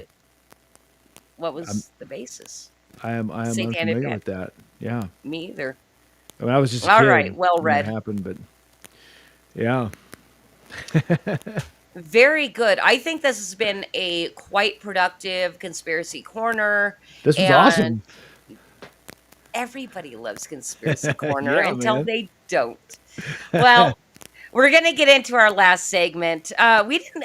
I don't think we got like too down in the dumps. We didn't talk too much about how Satanic Panic also ruined D&D. We're gonna leave it there. We all know that happened as well.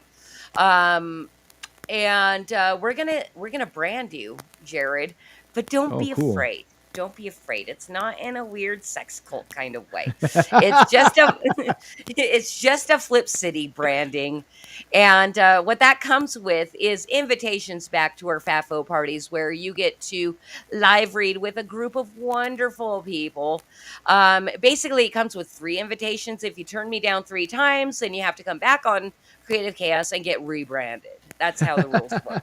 And those are also, fluid as well because I don't like rules. All right.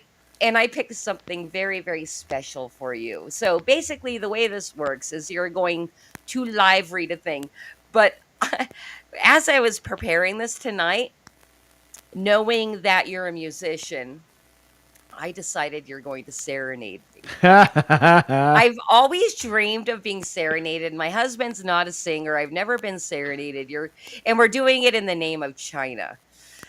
So Cause, just go ahead and bring up the first slide. I'm going to do a little bit more lady splaining of how this is going to work for Jared.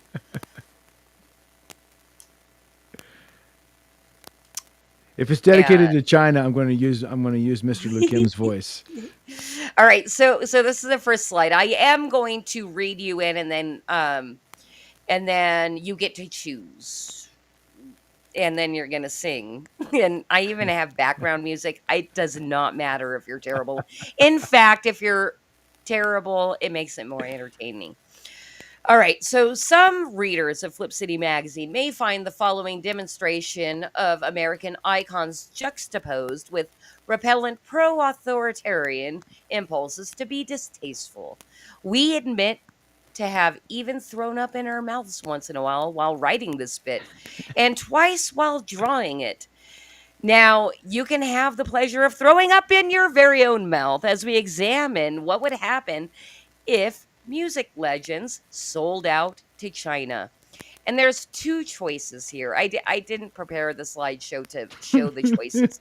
You get to choose between Elvis and Ray Charles.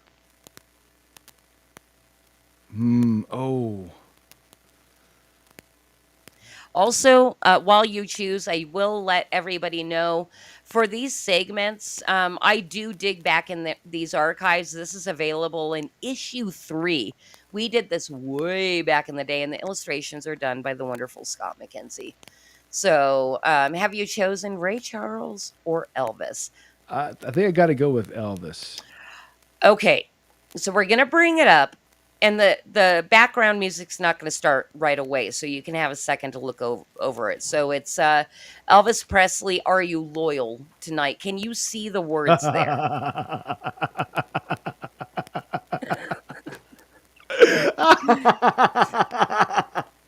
I love it.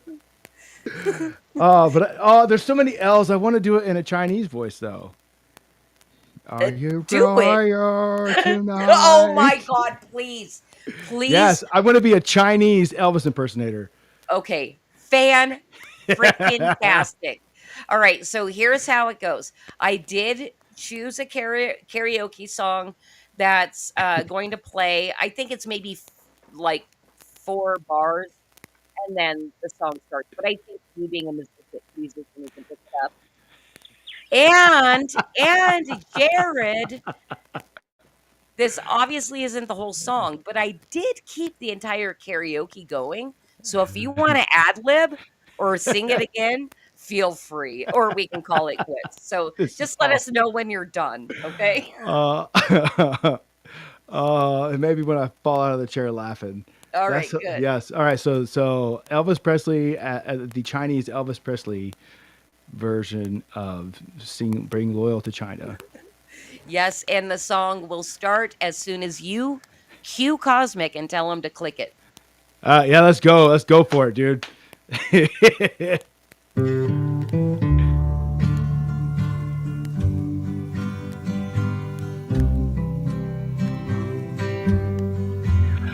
Are you royal tonight?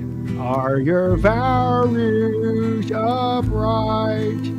Did you follow dear reader's decree?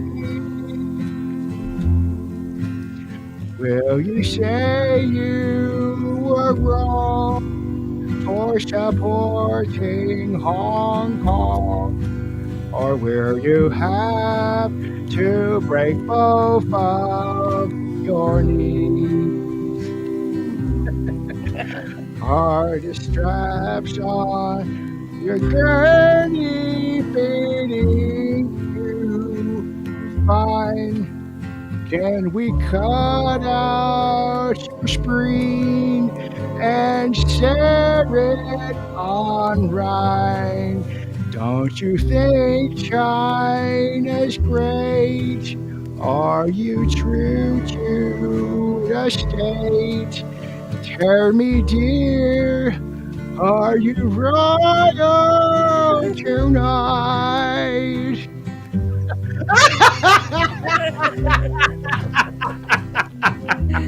Yes, it was perfect. It was That's so good. Oh man. Eventually there is the spoken word. All right. Can we cut out your spleen? Is Sarah all right? All right, cause we are good. Fantastic performance. Oh, so good. That's so funny, dude.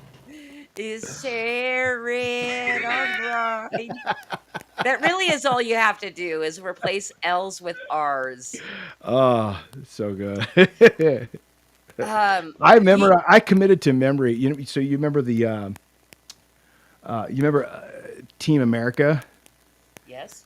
You remember? So the song Kim Jong Il sings in that. I committed that to memory and used to drive my band nuts with it all the time. Oh, I can't even remember the song. Where's I'm so lonely? Okay, I'm gonna. It's actually been on my list for the last year to rewatch Team America. It's just the puking scene is a little much for me, and like the sex scene. Yeah. You know, I'm like, I guess I can like you fast forward through those really uncomfortable. You know, on that note, how do you feel about Matt and Trey Parker? Because I know there was so much like hate thrown at these satirists who are fantastic satirists because of the Donald Trump making fun of that they did. Like, and so many people saying canceled, canceled. And I'm like, shut up. Satirists have to be left alone, in my opinion. It's weird. I think South Park up until recently was actually one of the most important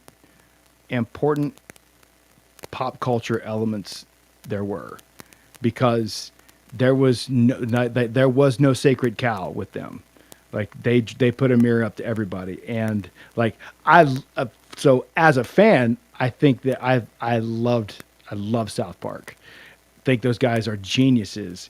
I think as an observer of history, I think they actually serve a really important purpose. So it's like my appreciation for them goes a little bit deeper than just like being a fan. And my concern right now is that that big fat paycheck from Paramount has diluted them. Okay. Acceptable answer. The Yeah. thing is, like, I think I'm about 2 years behind on South Park, but I just kind of see what happens on social media. I'm like, all right, Yeah. I'll give them a freaking pass. But I did hear they did not really make fun of like the Biden administration. And that was such easy pickings. Like, I mean, come on, can you like any any like anything that came out of Kamala Harris's mouth was ripe for a South Park episode. Like they could have done an episode a week just on shit she said on Tuesday. Like, Well, and there was nothing. And so like, I'm not sure. And the thing is like, the reason why I have some grace for them is because I'm not sure if they just weren't, like, were they not working at this point? Like, cause like, I know setting up a deal the way they have this deal they just did with Paramount, like that takes a long time to do properly. So were they purposefully not working? Were there other things going on and they just missed it? And so it's not culturally relevant anymore. I don't know. So it's like, I have that though. I have not written them missed off it. yet. I've not written them off. It's just like, I want to see like, will they recapture what they are capable of? Because I feel like this currently they have not done it yet. Like currently it's a lot of like, you guys have done better than this years ago. Like let's move on. What are we doing here? So- Right. Well, I mean, could their time be coming to an end? And just, I'm going to bring this comment up because I think we both should do Timmy reacting to the Biden administration impressions right now. And I'll do mine first. Timmy? Timmy. Timmy. Timmy.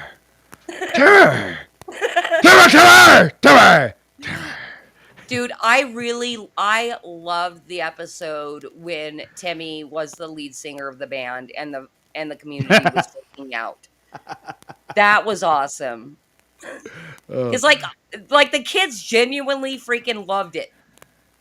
Yes. You know? You know my favorite episode with Timmy though is A Crippled Summer. Did you see that one? You'd have to tell me what the plot was. So it's when it's the handicap camp where all the crippled kids go to summer camp, and the one kid, Nathan, is like, I finally figured it out, Minty, how we're going to get that Jimmy Volma. And it's like this whole plot is how Nathan is going to ruin Jimmy Volmer's summer camp year, and everything he does, it's like it's almost like a spy versus spy episode, because like all the hijinks that Nathan is trying to do Right, to yes. train wreck Jimmy. I do vaguely remember it. South Park, I think, also is very rewatchable. Oh yeah, yes. I know personally I have watched that episode no less than 10 times. That sounds like a good episode for me to like put on and maybe fall asleep as it cycles through the next ones. Um, That one, medicinal fried chicken and the F word. Like those 3 episodes, uh, pure gold. Just pure gold. Fantastic. Okay, all right. Recommendation taken. And I should probably watch that Trump episode because I've only seen what's been posted online. And everybody stop being so freaking butthurt. The popping and crackling. He must have muted for 1 second. Um, maybe the popping and crackling has made me go a little bit insane tonight. But we're gonna close out the stream tonight.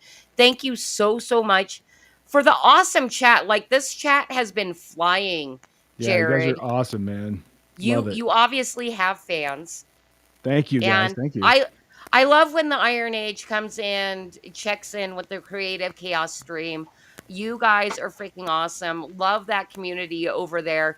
And I'm so happy that Drink with Crazy started streaming again. Have you gone? Yes. You did go on recently, Yes. didn't you? No, I haven't been on yet, but Oh, okay. I've watched them as he's posted them. Fantastic.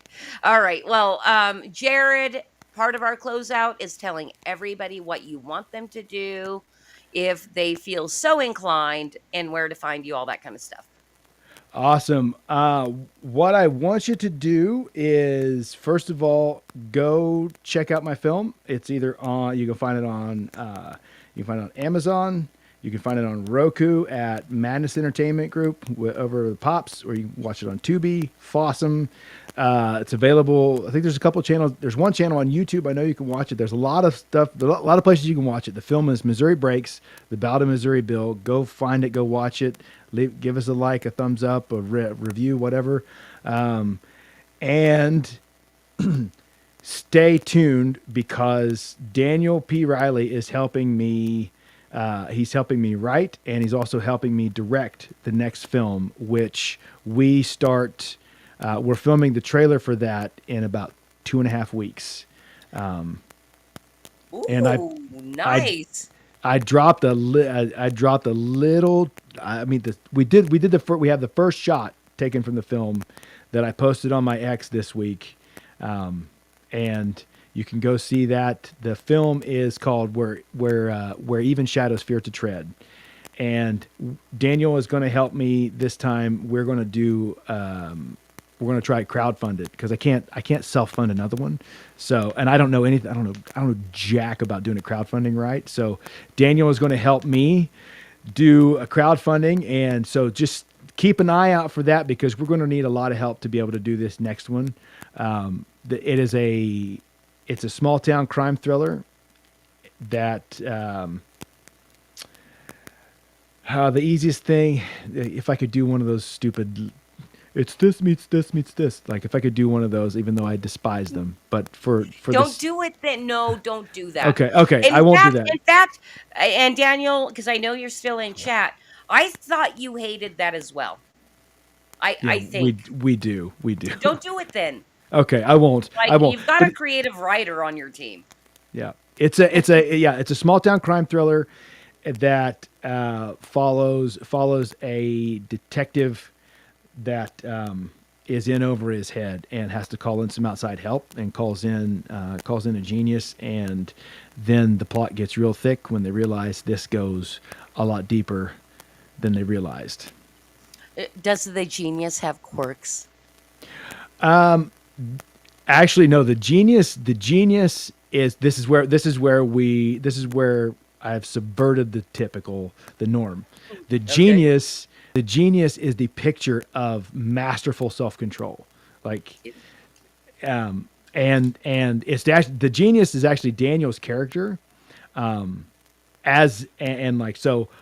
way I've written him is according to Daniel's wishes and Daniel and I's conversations back and forth.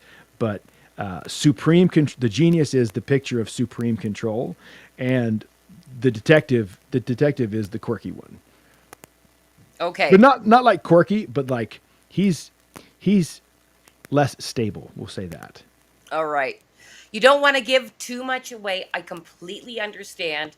So, you guys, I do have Jarrod's description pinned on the YouTube channel, and it's also in the description of all the videos. I'm sorry, the stream across all the platforms. And major shout out to Madness Entertainment Group for having that Roku channel up and live, hosting Absolutely. Missouri Breaks, and then of course this stream every single week. If you're watching us on YouTube, you can always and you're seeing these chats pop up and us interact with the audience. That is the fun of a live stream. Come join us on the Flip City Magazine channel and chat with us live, and you get to see your username pop up. And I highly doubt we'll ever be monetized on YouTube. I don't really care. If you want to throw us some change, find us on streaming on pilled.net. You can find us at Flip City Mag across all of the platforms. And I got to also give a major shout out to our awesome producer, and a lesser shout out to the train sleeping co-host that didn't show up tonight.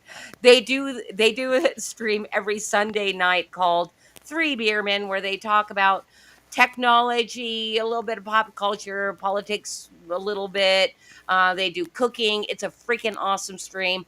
Go check them out on 3beermen.tv. You can find where they stream every single week, and it is on Sundays. I'm not even going to say the time because I always forget because I want to say my own time. Cause if you want to pop in and say what the time is, feel free, but I'm going to talk over you anyway, so don't do it. All right. Love that you're behind the scenes helping make this stream flawless. Jarrod, I love that I branded you tonight. And I look forward to inviting you back to future FAFO streams, and I'll get Daniel to come on and do it at the same time. That'd be awesome. I like bringing people on that at least, two people that know each other at a time, so you don't have to rely on me because I'm completely unreliable, except for with the Creative Chaos stream that happens every Thursday night at 9 p.m. Eastern, 6 p.m. avocado time. That's also known as Psst. All right, and this is where we wave. We're gonna say goodnight. Good night, everybody. Thank you so much, Christy. This has been awesome, man. This is a blast. I appreciate it. My goal is to entertain. All right, bye, guys. See you guys next week. Bye, everybody.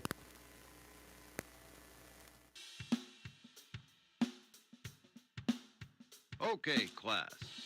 List everything insensitive, exclusionary, bigoted, nationalistic, misogynistic, and offensive that you can find in history's great myths and legends.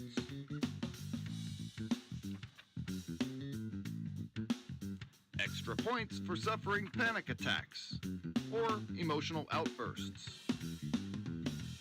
Fact check every opinion against the lived experience of your comrades and allies so you can avoid forming a criminal opinion.